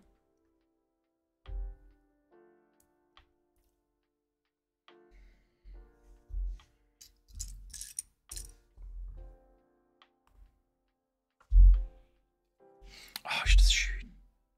Überall ein bisschen Blümchen. Oh, da fehlt noch so ein weißer Knubbler. Warte, das geht aber nicht. So. So geht das.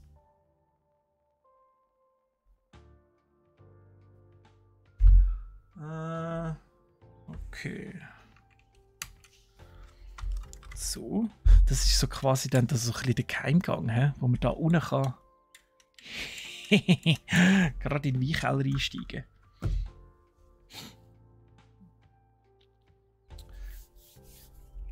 Bionic sagt, St. Anton ist sicher günstiger als Zermatt. I love Zermatt, aber leider mit Familie. Ja, mit Familie kannst du es dir wirklich nicht mehr leisten. Hey. Also wenn du gerade irgendwie 70 Tonnen heimbringst im Monat, dann wird es schwierig, ja. Gebe ich dir recht. Rivendell. Ja, Rivendell, Bruchtal. Ist ja gut. Ich habe das auch gemerkt übrigens, liebe Leute. Viele haben mich gefragt, also ich weiß es nicht von euch gerade direkt, aber mich haben Anfragen erreicht von Kunden, die gefragt haben, ob wir Lego, Herr der Ringe, Rivendell, Lego, Herr der Ringe, Rivendell haben. Erstens mal entscheidet euch. Und zweitens, Ja, es tut mir leid. Wir haben ein Moment verpasst, Rivendell auch noch irgendwo zu verlinken, dass man das mit der Suche findet bei uns. Mittlerweile findet man es, ob man Bruchtal oder Rivendell eingibt bei brack.ch. Obwohl wir die Ersten waren in der Schweiz, die es überhaupt online hatten. Aber wenn ihr mit Rivendell sucht, dann ja, sorry. He. Dann tut es mir leid. Ich bin. Was bin ich gewesen? 14 oder so. Woher der Ring rausgekommen ist, damals im Kino. Und ich habe das auf Deutsch geschaut. Weil mit 14, vor so langer Zeit, da haben wir die Filme noch auf Deutsch geschaut. Dann war es noch nicht hip gewesen, alles auf Englisch zu schauen. Und darum habe ich halt eine größere Beziehung zu dem Ganzen auf Deutsch. Wenn ich es mittlerweile natürlich auch schon auf Englisch gesehen habe. Aber so ist es. Und von Legos Seite her ist die offizielle Bezeichnung im deutschen Raum Herr der Ringe Bruchtal.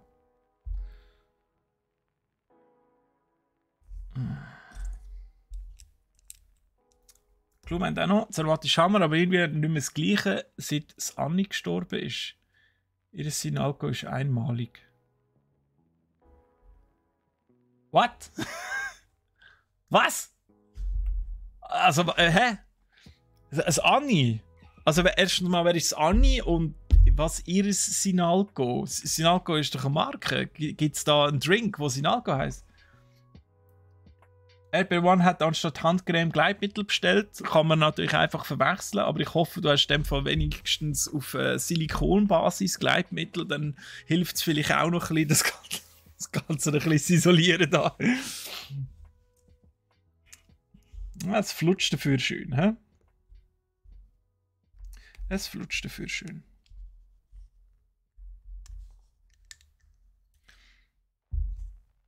Aber ich sehe auch immer, wenn wir so die geprüften Retouren haben. Also das heisst, wenn ihr von draussen Sachen zurückschickt, oder? Finde ich das aber schon noch amüsant, wenn so siehst, was genau zurückgeschickt wird, wenn man einfach wirklich daneben gegriffen hat, oder? Einfach mal so schnell etwas bestellt und dann die Hause gemerkt, Scheiße. Schon wieder Gleitmittel statt Handcreme. Aber wenigstens schmeckt es nach Erdbeere. Sani ist eine alte Dame, die in Zermatt eine Bar geführt hat und ihr Sinalco war selber Brönte. Oh wait, was? Das Urgestein in Zermatt aus ihrer Sicht. Okay, crazy. Welche Bar hat er die geführt? Aber nicht da die Little Bar, oder? Sie hast im rechten Moment eingeschadet.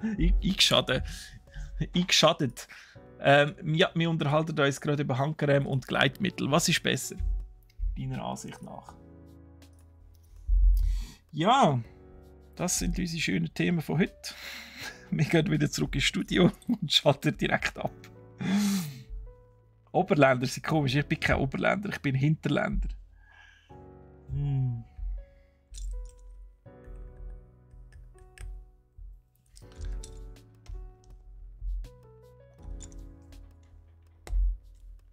Oh, es wird wieder gekämmert im Oberstübli.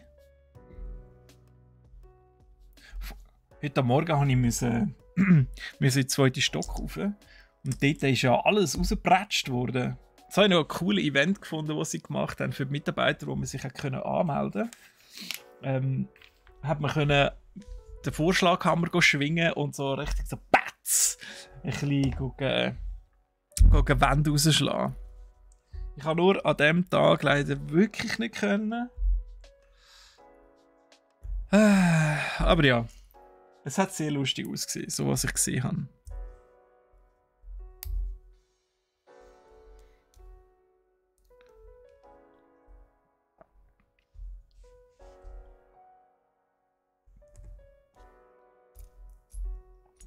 Jetzt gibt es so schöne, schnöne Kerzen.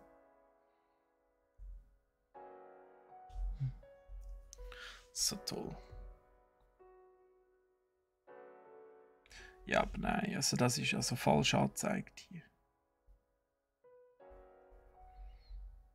Haben Sie dann schon das gegen aussen? So. Jetzt soll ich müssen drehen. So, zweimal. Schaust du gerade per Teamviewer an einer Anlage zu? Stadtkind und Werkzeug. Nein, Stadtkind bin ich. Wie in einer Anlage. Also eine Wertanlage.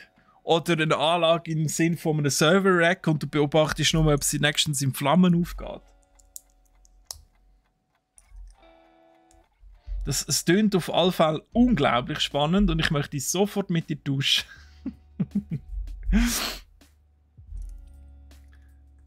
Ein Reinraumisolator. Wow, Jesus. Das tönt ja voll abgespaced. Geht noch 60 Minuten. Und du tust jetzt einfach was die Werte beobachten, ob er den Raum wirklich rein behalten, oder was? Geht noch 60 Minuten, ist schon gut. Also das hier, das geht wahrscheinlich noch ein halbes Jahr.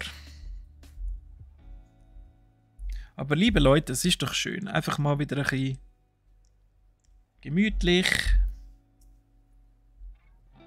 Zusammen da ein bisschen dumm tun und ein bisschen klötzeln nebenzu. Finde ich schön.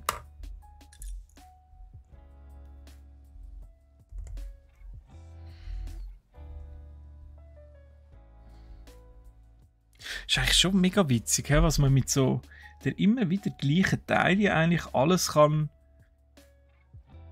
machen. Oder da haben wir so Säulen mit diesen zwei Kerzen, also Kerzenständer. Ich finde das schon noch faszinierend. Ui.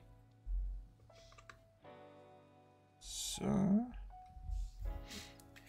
Wunderschön.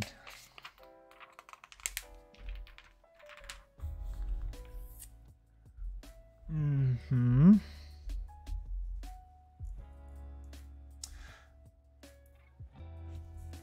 So, gerne weiter schauen, kurz auf Post Päckchen abholen und wieder retour schicken. Garantiert Zalando. Man hat immer ein Zalando-Päckchen dabei. Nein, ist gut, okay. Merci für den Lurk-Clou und bis später dann vielleicht. Ja. Sagst dem Pöstler einen Gruß.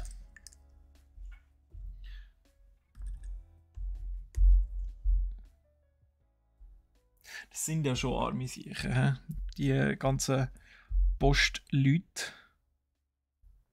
Dass die auch so Stress aushalten müssen. Wir kennen eben auch so einen Päckchen-Pöster und also Black Friday, Weihnachten, Ostern auch ein bisschen. Oh mein Gott, also der arme Typ. Hey. Und ich bin ja zu einem kleinen Teil noch mitverantwortlich dafür, dass es so schwierig hat.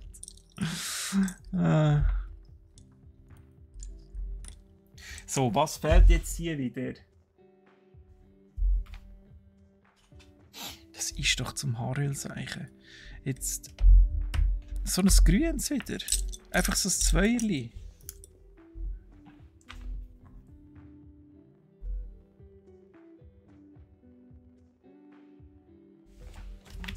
Das gibt's doch nicht. Also ich sage, wenn ihr es seht, so ein grünes Zweierli, so eins wie da oben. Warte da, so, da seht ihr auch alles. Also ich sehe es wirklich nicht. Es hat nicht viele Teile. Ausser ich habe es falsch platziert, zum Beispiel, wie hier. Oder das könnte man zum Beispiel auch sagen. Oh. Das war wieder ein richtiger Serial. Hey. Jetzt so. Hat sicher auch Gleitcreme bekommen. Ja.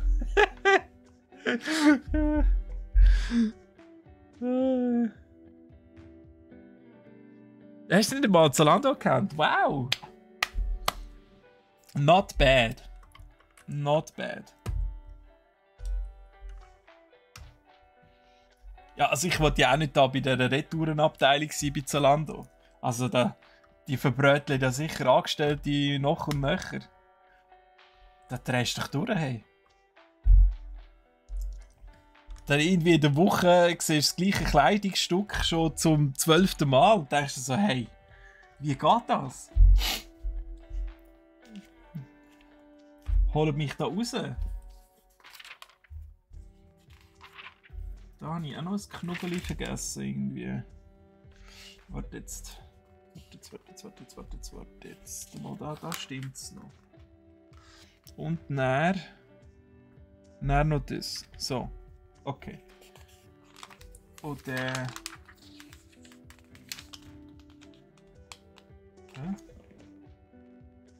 Nein, das haben wir schon. Das haben wir auch. Und dann so. Gut.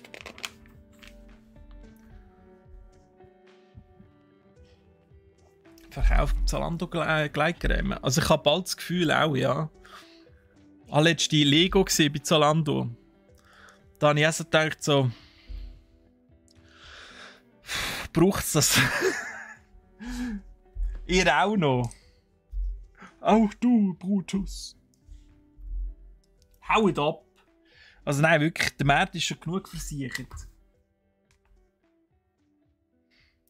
Lasst uns in Ruhe. Ich könnte euch nicht vorstellen, wie versaut die ganzen Preise sind von Lego. Also das ist wirklich zum Davonsäckeln. Da regst du, also ich reg mich jedes Mal wieder auf. Das ist wirklich zum Heulen.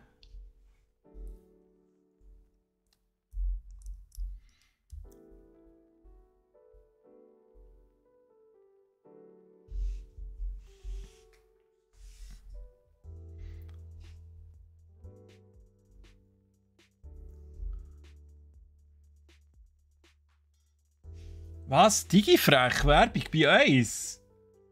Nein. Geht ja mal gar nicht. Also das ist jetzt richtig daneben. Hey. Weg! Raus!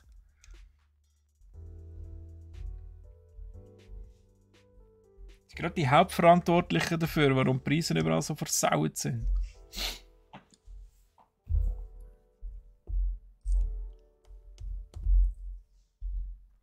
Konkurrenz belebt das Geschäft. Ja.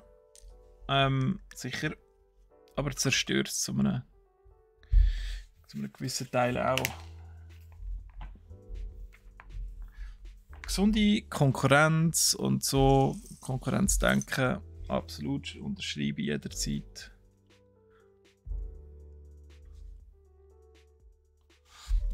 Aber ich meine, es haben schon gewisse Händler gemerkt, dass Digifrech ein bisschen ein mühsamer Partner ist. Es gibt gewisse, die wollen gar nicht mit denen zusammenarbeiten.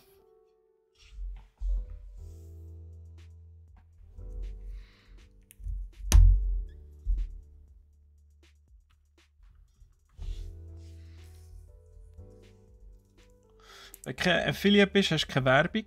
Das stimmt. Also wenn wir kein Affiliate sind wir aber leider. Aber ich muss mal schauen, was wir da... Oder sind wir keine mehr? Oh doch, da sind wir. Ich muss mal schauen, was wir eigentlich bei der Werbung eingestellt haben. Aber die Steffi hat das sicher richtig eingestellt. Aber das kann ich dann nachher machen. Jetzt haben wir ja nicht mehr... Jetzt haben wir noch 25 Minuten, jetzt kommt keine Werbung mehr. So, wer haben wir denn da? Der Sam Naseweiss Gamgee. Kann ich bitte auch noch sehen, hier wo was? Wo ist er? Wo ist der Sam? Muss ich jetzt selber raten, welches Cape das der hat? Der Sam hat... Aha! Da. What? Was haben wir denn da zusammengebaut? Interesting. Ja, da hat er natürlich hat der Frodo den grünen. Den grünen Umhang. Und der Sam hat den blauen. Ja. Das machen wir jetzt auch. Eben, in meinem Kopf hat nämlich der Frodo auch der grüne. Weg damit. Kommen wir nicht ins Haus da.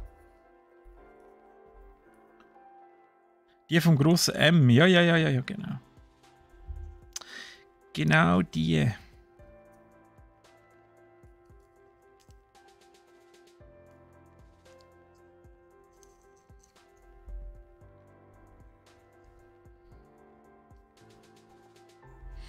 So. Jetzt sieht das besser aus. Und dann noch den Ring in die Hand drücken. So, jetzt da haben wir ihn doch. Der Frodo. Geile Sieg. So. Und dann geben wir in dem Fall hier am Sam der blaue Umhang.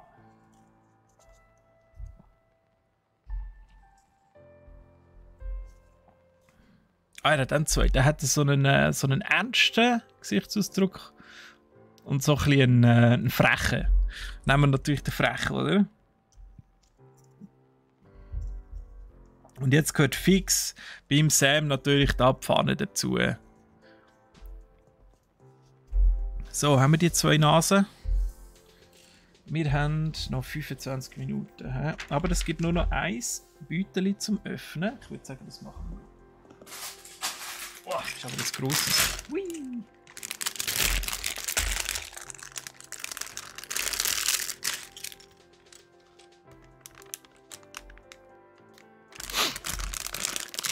Hui. Wie ist das, wenn ich einen 3D-Drucker kaufe für 2000 Franken und nach einem Jahr gibt es kein Filament mehr? Was kann ich machen? Ich hätte den gleichen Vorschlag gemacht wie der SDTLC. Es anders nehmen.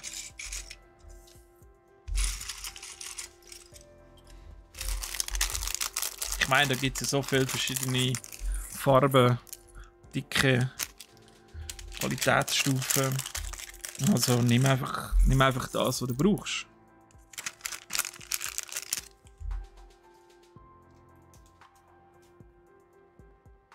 Patronen? 3D-Drucker Patronen? Die nicht das Kabel oben dran. Die Spulen. Ich habe leider keinen. Ich würde sehr gerne einen haben. Für das ganze Terrain, eben zum Beispiel das komplettes Bruchtal in 3D ausdrucken. Für D&D. Das wäre so, wow. Das sage ich euch. Das wäre es also.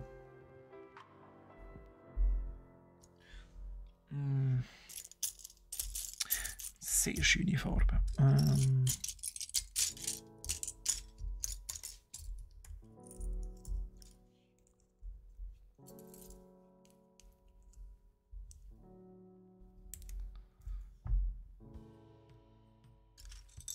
Oh, das sind die ganzen Statuen da. Ich sehe ja das gar nicht da. Warte mal. Und ich bin auch noch im Weg. Yeah. So.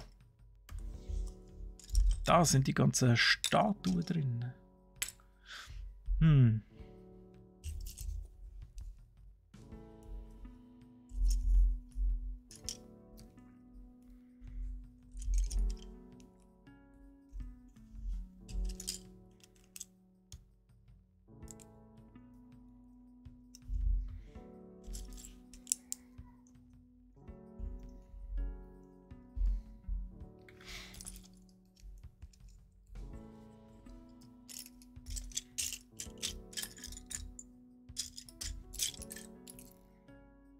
Oh, das ist ein spezielles Teil. Das habe ich noch nie gesehen. Das habe ich auch noch nie gesehen. Das ist wahrscheinlich für eine Robe, das Unterteil. Aber ich suche eigentlich etwas anderes. Da.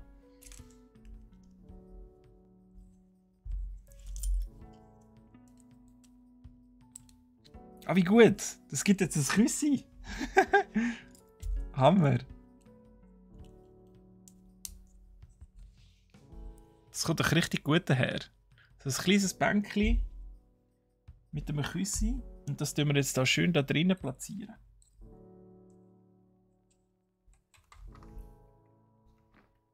So, wow. Da wird das schon richtig wohnlich da. Bisschen.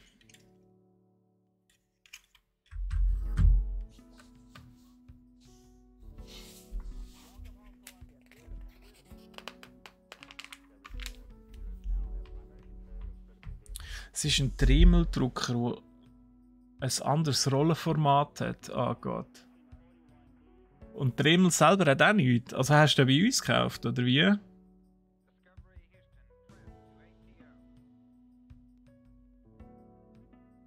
Eco Apps Plus. Wow. Das sind Fragen, keine Ahnung. Aber wenn du es bei uns gekauft hast, kannst du im Fall einfach den Support anschreiben und die leiten das dann weiter an den zuständigen Product Manager, der das entweder direkt kann beantworten oder er fragt es dann beim Hersteller an. Da kommen wir eigentlich immer zu einer Antwort.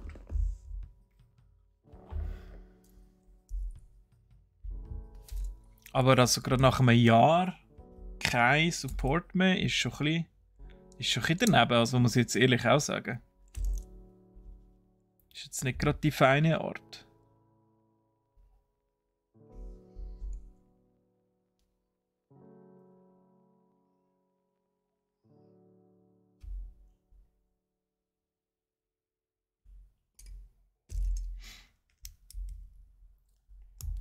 Ah, schön gesagt. Genau. Nicht bei uns gekauft, sonst wäre es schon abgeklärt. Ganz, ganz richtig.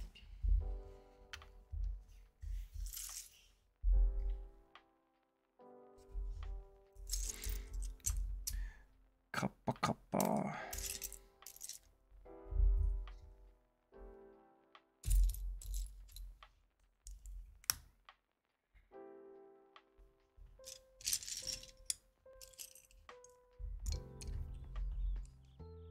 Ja, da musst du dich wieder konzentrieren. Da. Alles immer wieder umdrehen. Und jetzt. So. Was gibt es? Keine Ahnung. Nobody knows.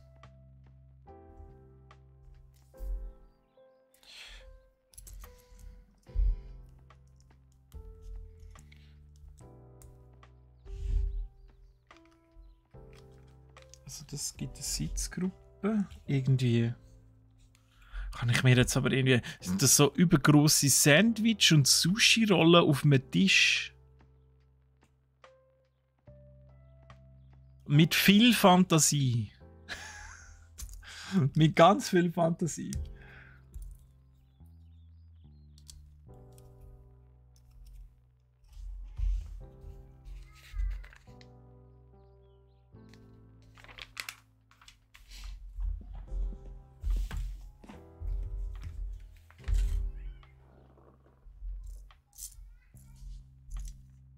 Irgendjemand hat, glaube ich, seinen Golf mitgenommen, da aus dem Bag jetzt die ganze Zeit.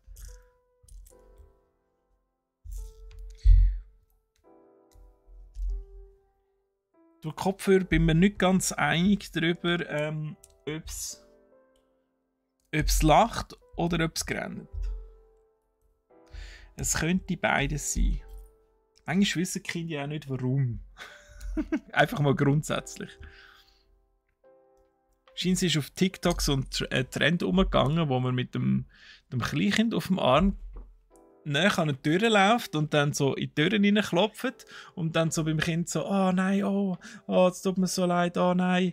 Und dann das Kind einfach anfängt zu rennen, obwohl es keine Berührung hat mit der Tür, einfach weil du quasi suggerierst, dass es in die Türen reingelaufen ist. Fantastisch.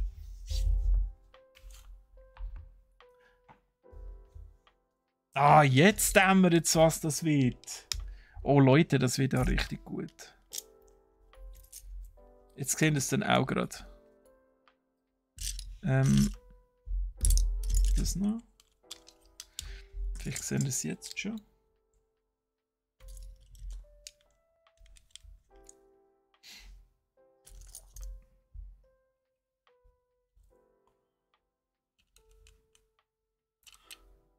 Warte jetzt.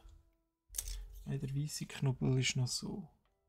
So. Und das.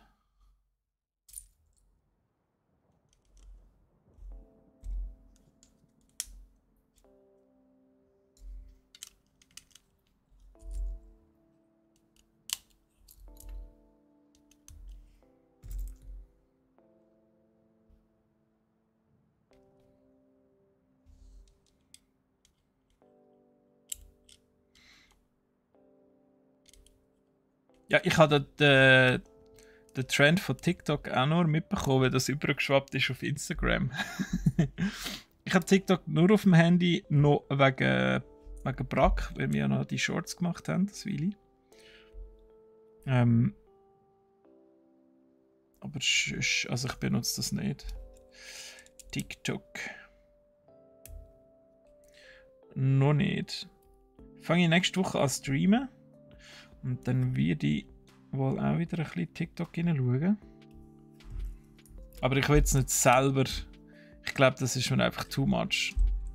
Dort, wo Corona so ein bisschen aufgekommen ist, das ist so wie ein Trend.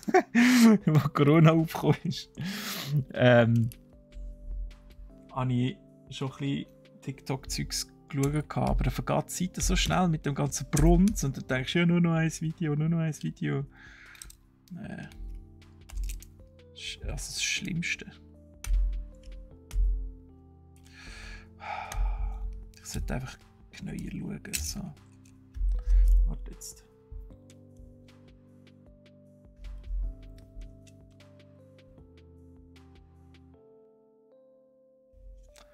Boah, CNC fräse ich auch noch die Heime. Boah. Hey, ihr habt ja eine richtige Traumwerkstatt die Heime, Leute. 3D-Drucken mit Filament, mit Resin, CNC, Fräsen. Oh, das wäre der Traum für jeden Tabletop-Spieler.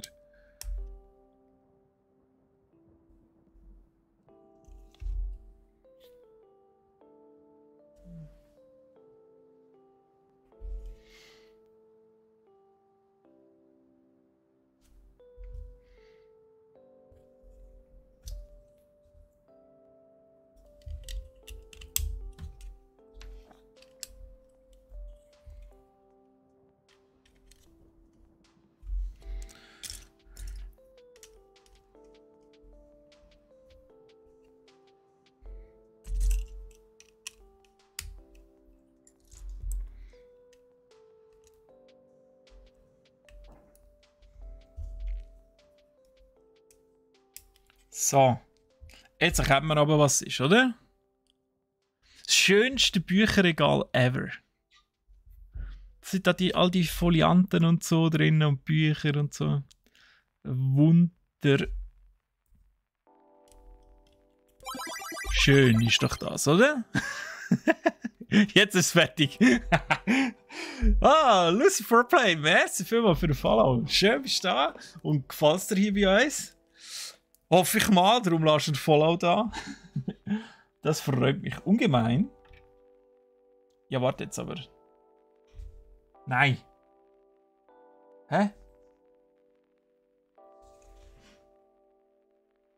Ich hätte es schöner gefunden, wenn das von unten gekommen wäre, aber es kommt so an.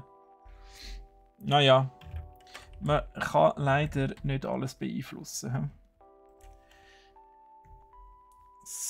So, da kommt es direkt da neben unser Bänkchen an. Ja, das Lego-Set ist der absolute Burn. Also, so viel Liebe, wie da reingeflossen ist. Ich bin ja nur am Schwärmen.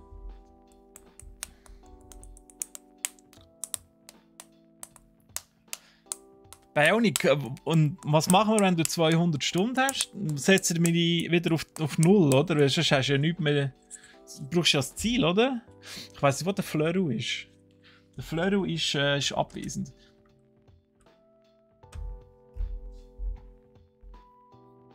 Ich glaube, der Flero war gestern noch recht lang beim Troy im Stream gewesen. Der ist wahrscheinlich immer noch am Pennen. Also beide.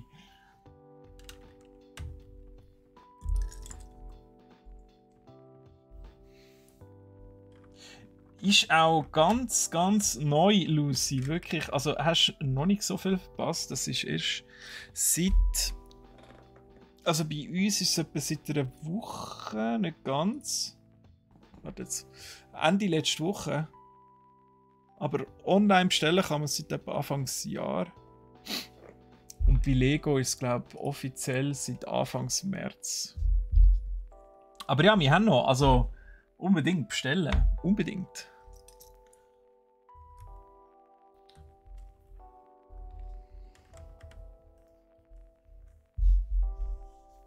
Ich würde auch fix, wenn ich es jetzt hier nicht schon zusammenbauen würde, leider nicht auf eine.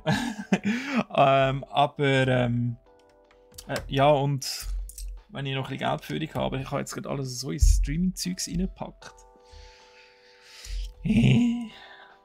Ja. Da ist nicht mehr so viel übrig. Bin ich ehrlich mit euch? Bin ich ehrlich? Hennenbunt. Ich finde, das darf aber auch ein bisschen. Also es ist zwar bunt, aber ich finde, die Farben sind nicht so übertrieben. Es hat ja auch so ein bisschen die dämpftere Farbe hier. Es kommt wunderschön. Wunderschön her. Aber ja, jetzt bin ich ja voll im Fanboy-Modus. Also Herr der Ringe und Lego. Dann, ja. Schwierig. Habt ihr gewusst, liebe Leute, ihr, die Magic the Gathering spielt, gut, die wissen es wahrscheinlich sowieso, aber die es vielleicht nicht so verfolgen, es gibt das Herr der Ringe Magic the Gathering Set. Das kommt im Juni. Anfangs Juni, glaube ich. Ich das recht im Kopf habe. Und meine Güte, das sieht auch so abartig geil aus. Also das Jahr ist wieder für Herr der Ringe-Fans ist einfach gesorgt. Giorgio De Angelis, hey, salut, grüß dich. Guten Tag, ja, sehr gut, selber auch. Selber bauen oder 2 Kraftwerke vom Brack nebeneinander?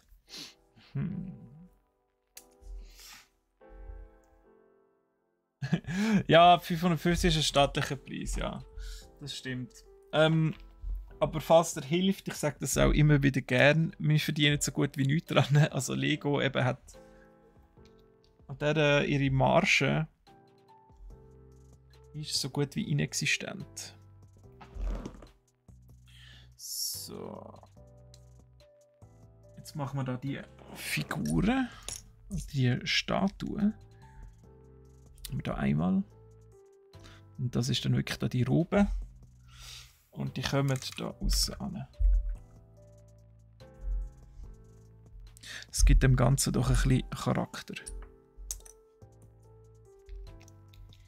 Fleissig am Bauen. Ja. Immer am Dienstag. Immer am Dienstag. Von 1 bis 3. Da haben wir noch verschiedene Hairstyles. Jetzt machen wir aber noch die, wie sie da drauf sind, damit die hoffentlich so sind wie im Film. Auch wenn ich die Statue nie so wirklich gesehen habe im Film. Oder ja, mich nicht so geachtet habe. Obwohl ich schon mehr als genug gesehen habe. Kann das jemand von euch bestätigen? Sind die Statuen hier, sind die irgendwo im Film drin? So in einer Reihe um aber wir können ja vorher schauen, Moment. Wir haben ja das Bild. Ah, tatsächlich. Man sieht es fast nicht. Aber ich glaube hier, da bei dem Geländer da außen, das sind die Statuen. Aber das sieht man fast nicht. Also wenn man den Film einfach so schaut und vor allem irgendwann mal nur noch binge-watcht, dann nimmt man die fast nicht zur Kenntnis. Obwohl es ein sehr schönes Detail ist.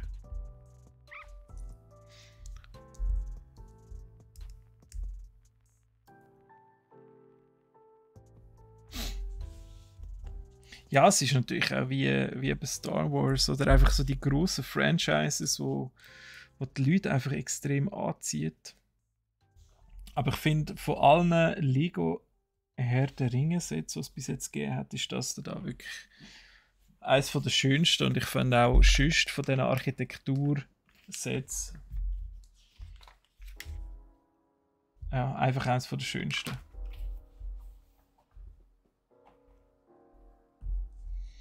So, ich hoffe, wir können jetzt das noch irgendwie da fertig machen. Da.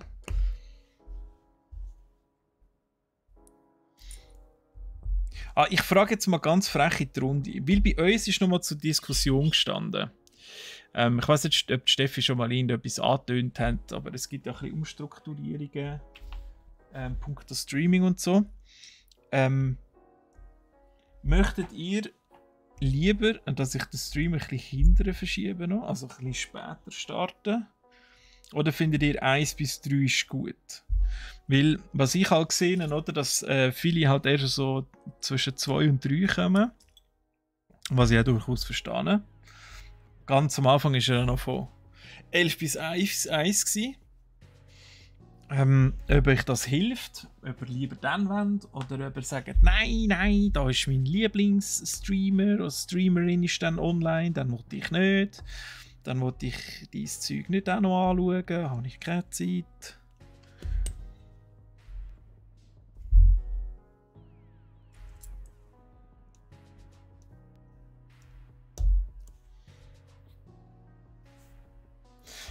Wenn wir für mindestens 5 Stunden Stream können wir machen, gibt es einfach nur einen im Monat.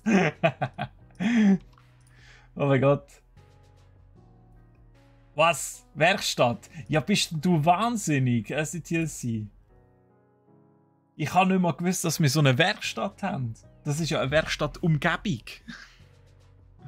Oh mein Gott. Aber ja, also wenn du das hast, dann bist du dann wirklich versorgt. Also dann brauchst du ja nichts mehr.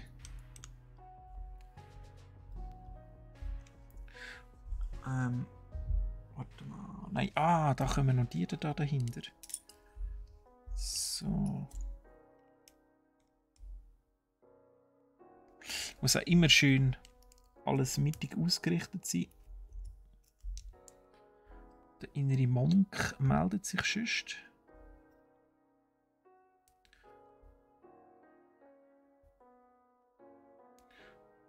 So, das ist so. Wunderprächtig. So, jetzt kommen da sexy Hairs.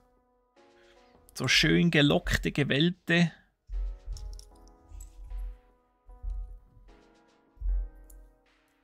Ja, vielleicht noch ein Kopf. Vielleicht.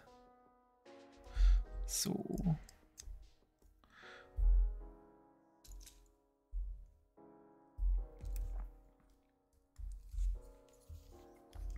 Und dann kommt jetzt da unter den Bogen drunter. Macht schon was her. He? Macht doch etwas her. Oh, ja, natürlich steht hier, dass wir den 2-mal brauchen. Ja, aber den kann ich ja gar nicht festmachen. Wie soll ich jetzt den festmachen? Also. Einfach nur draufstellen. Ah nein, da. Warte, so. Und dann so. Wow. Da spickt gerade das Blümchen davon.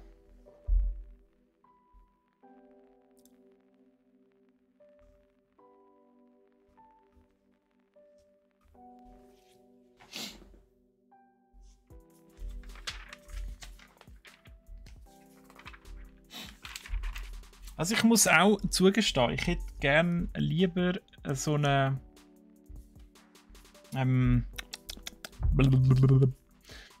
Werkbank, die in der Mitte einfach auch noch Platz oben hat. Da kann ich dort irgendwie so die ganzen Farbdisplays und so noch hin tun. Beleuchtung aufstellen. Ich fühle mich so eingegangen.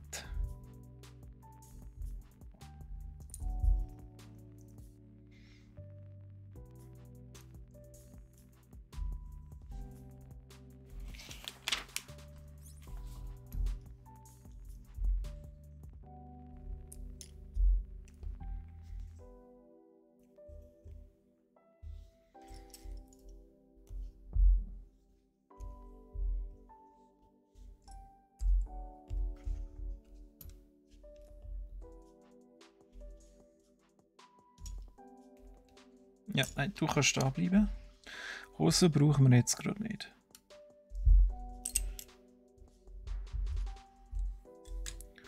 Eins und einen Arc noch. Da.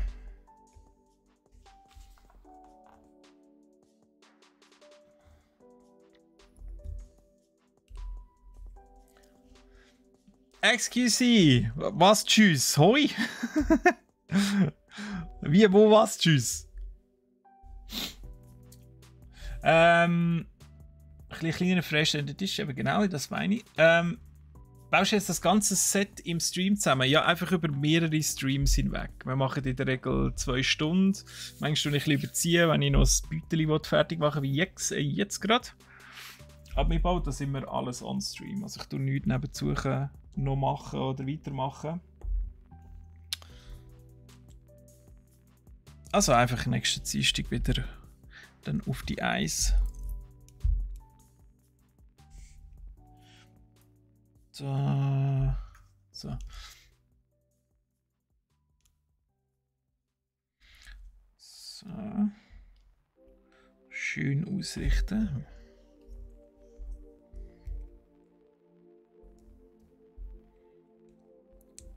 Der zweite Goldhaar da. Oder Goldhaarin. Könnte natürlich auch eine Frau sein. Wer weiß, bei den Elben erkennt man das aber nicht so.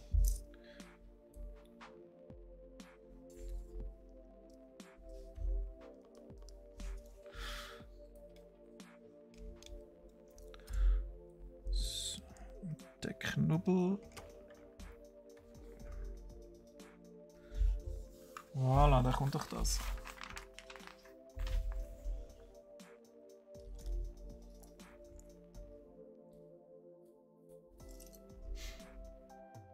Jojo, du hast auch Herr der Ringe tief in deinem Herzen verankert.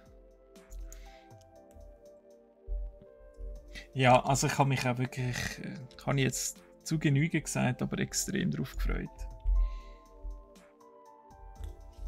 Dass ich das da mit euch zusammenbauen kann und es auch ein bisschen länger geht, eben etwas Grösseres ist, was so ein bisschen seine Zeit dauert.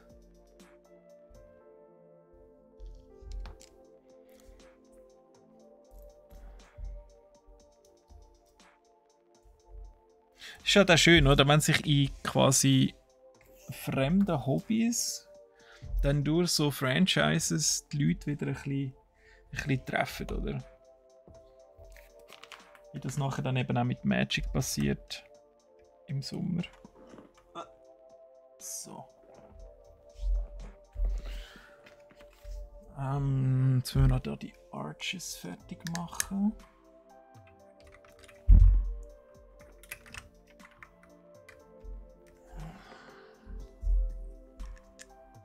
Es hat so wenig Platz, aber es wird alles verbaut. Das ist schon der Hammer.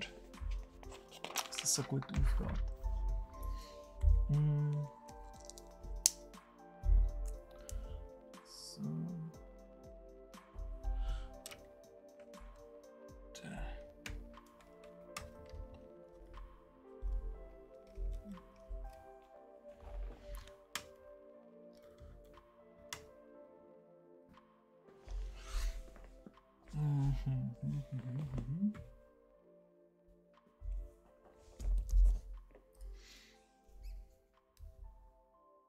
24 Stunden Ström! Wow! Das wär's, hä?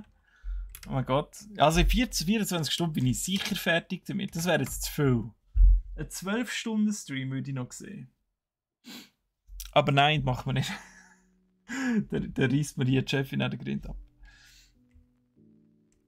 Also ich könnte gerne voten. Wahrscheinlich müsst ihr auch einfach so eine monetäre, einmalige Zahlung im 5-stelligen Bereich an BRAC machen, dass das finanziert werden kann. Aber dann können wir absolut reden miteinander, oder? Dann sehe ich das auch. Dann sehe ich Hoffnung für das Projekt. Die Elbe ist doch am Fluss. Stimmt. Ich weiss zwar nicht, ob der Tolkien von dort seine Inspiration geholt hat, aber...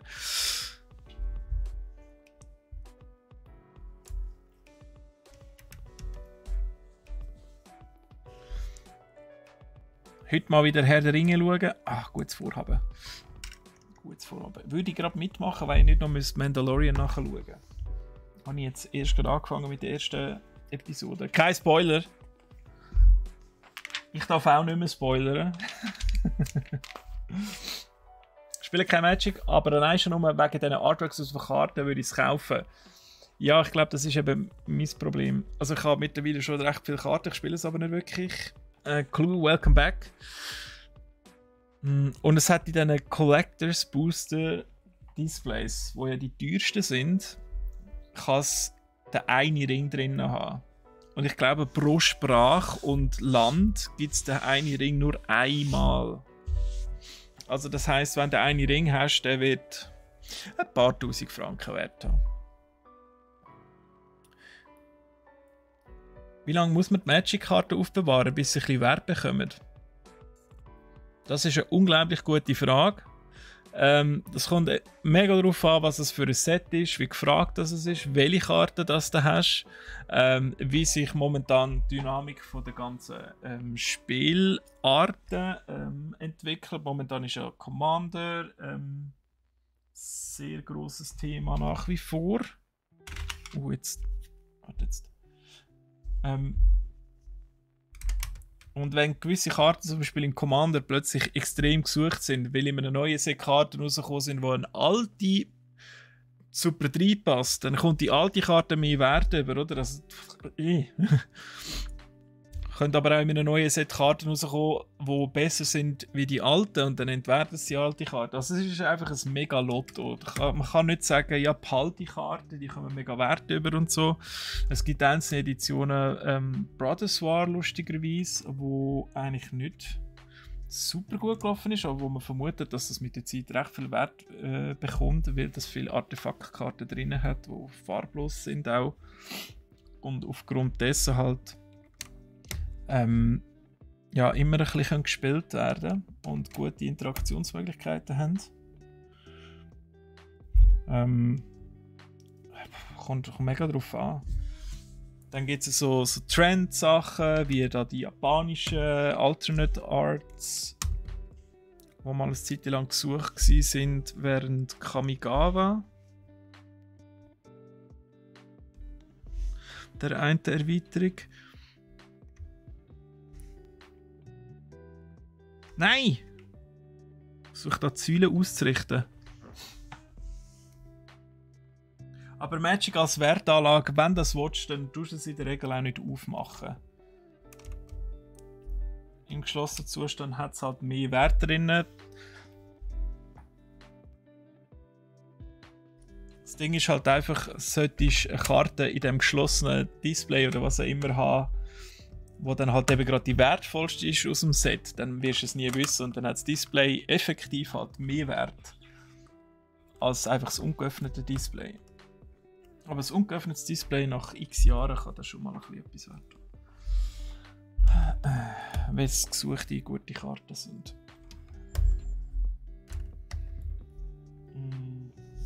So. 12 Stunden Silja, 12 Stunden Steffi für 24-Stunden-Stream. Schlägt das der Steffi vor? Und meinem Arbeitgeber. Ich glaube, das muss sogar über einen Roland Brack gehen, so etwas. Nein. Aber sicher oben durch. Nein, ich glaube 12 Stunden, liebe Leute. In aller Liebe. Die Viertel vom Cyril einfach eine Woche am Leuchten. Ja. George hat keine Lego-Sets, aber ich bin ein grosser Fan vom Mittelalter rund um Filme, Serien, Bücher, Soundtracks. Okay, top. Ja, dann ist Herr der Ringe natürlich etwas Grossartiges für dich. Lego hat auch so ein bisschen eine Mittelalter-Serie gemacht mit der Schmiede. Baumhaus geht auch noch ein bisschen drunter. Und dann hat es mal noch den Hafen gegeben dort und so. Also recht coole Sets, kommst du auch nicht mehr überall über. Mandalorian, ja, erste Folge von der 3. Staffel habe ich jetzt geschaut. RP1 meint kein Spoiler, er sieht das Tuning-Auto nicht mehr schön aus. Kommt aufs Auto drauf an, finde ich. Also es gibt gewisse Autos, die sehen scheiße aus mit einem Spoiler. Also ein Ford K, da würde ich keinen Spoiler drauf tun. wenn es schon gefragt ist, ist es zu spät. Aber zum Wissen, welche hast, muss sie ja auspacken. Also SDCC, wenn du Magic-Karten hast und du dir sicher bist mit dem Preis und so, gang irgendwie bei Card Market oder tcgplayer.com schauen. Oder es gibt eine gute App von Dragon Shield. Also die auch die Sleeves machen für Karten. Da kannst du deine Karte einscannen und dann dort über die App den Wert von der Karte anschauen und auch, wie er sich verändert hat. Natürlich musst du auch noch eingeben, wie viel die Karte für die Karte gezahlt hast, damit du einen Vergleich hast. Aber so habe ich in meiner App zum Beispiel recht gut drin, was auch so ein bisschen zunimmt und abnimmt und wie viel Wert meine Sammlung aktuell hat. Das ist eine gute Taktik. Und zwischen Magic und Warhammer 40k müssen entscheiden. Beides ein teures Hobby, wahre Worte. Warhammer hat man halt den Selbstentscheid wegen dem Anmalen, weil es halt in 3D ist. Stimmt. Beantwortet noch nicht die Frage, was du jetzt genommen hast. Warhammer oder Magic.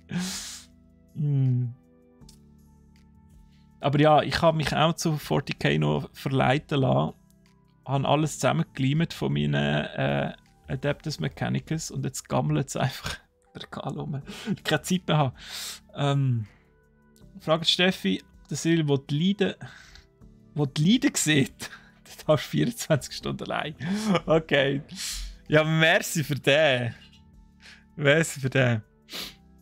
Und im Hintergrund der Troy im Bälleli-Bad. Ja, das muss doch sein. Er hat ja auf seinem Twitch-Kanal auch schon den Link drin für sein OnlyFans, oder? Das muss doch sein. Perfekt. Ich habe jetzt das mal noch in die Kamera, weil wir machen nachher fertig. Es ist schon bald Viertel ab. Der untere Teil vom ersten Teil, das untere Drittel vom ersten Drittel, ihr versteht das alle, oder? Das erste Neuntel quasi. Vom Herr der Ringe Bruchtal Set von Lego. Oben kommt dann mal noch der Turm drauf. Also wenn wir... Ich habe doch da meine Pfeile. Wo sind die? Schaut jetzt da. Jetzt muss ich es noch unlocken. So. Da unten sind wir mit dem Pfeil. Da. Ich mache sogar noch die Animation für euch. Gut. Ja, dort sind wir gerade.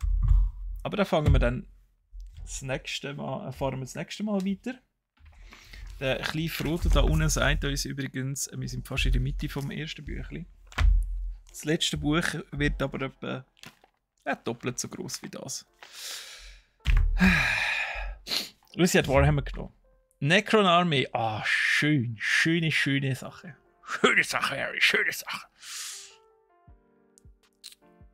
Sehr gut. Vallejo oder Citadel-Farbe. Oder Army Painter. Es wird auch noch weitere Farbenhersteller kommen. Bald, sage ich. Und wenn du mal willst, Dings ausprobieren, Airbrush, der Angel Giraldes Airbrush ist auch bei uns erhältlich. Der ist spezifisch auf Tabletop-Miniaturen ausgelegt. Problem ist, er ist etwa die mal ausverkauft, weil einfach alle den wollen. So, da. Wenn ihr richtig Airbrush gehen wollt. Harder Steenbeck übrigens, ja. Also Qualitätsmarke von Deutschland. Lego Kleinbausteine jetzt einfach, aber keine von Herr der Ringe. Ja, dann wird es jetzt Zeit, George, oder? Dann wird es jetzt Zeit, Herr der Ringe, Bruchtal. Let's go.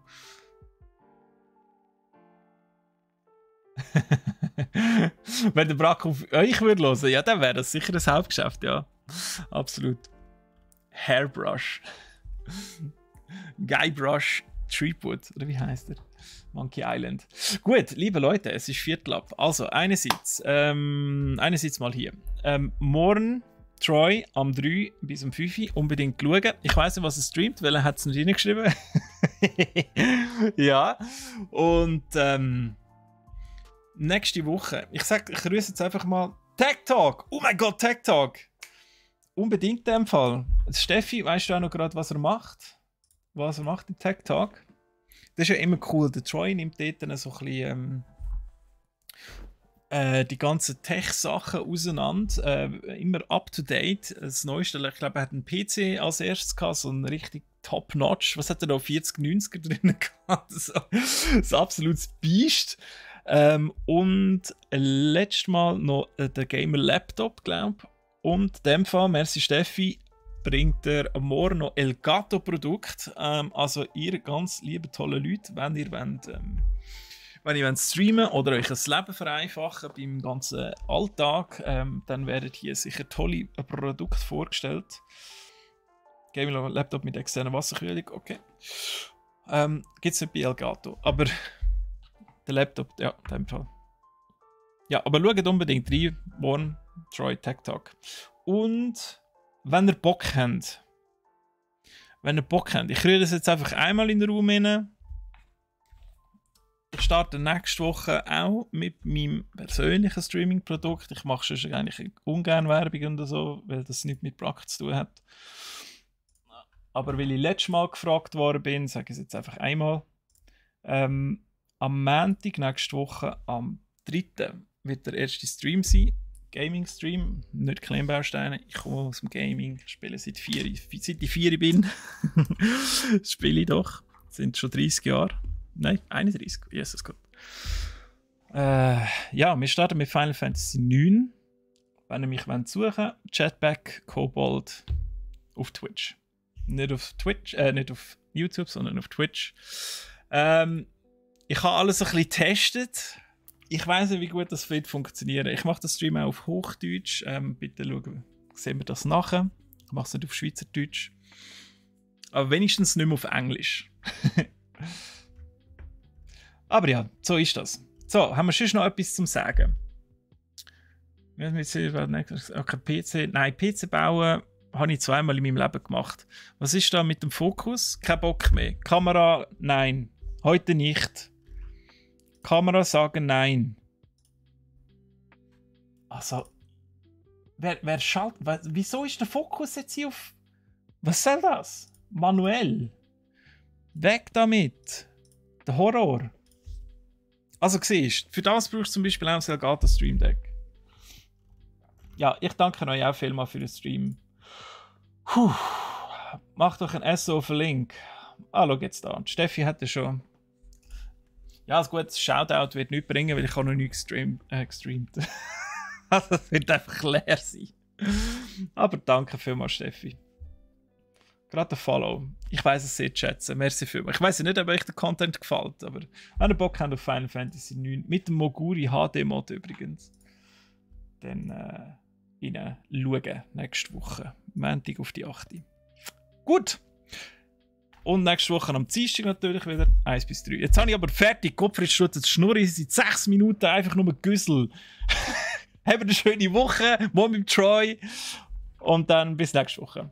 Tschüss miteinander und genießt es.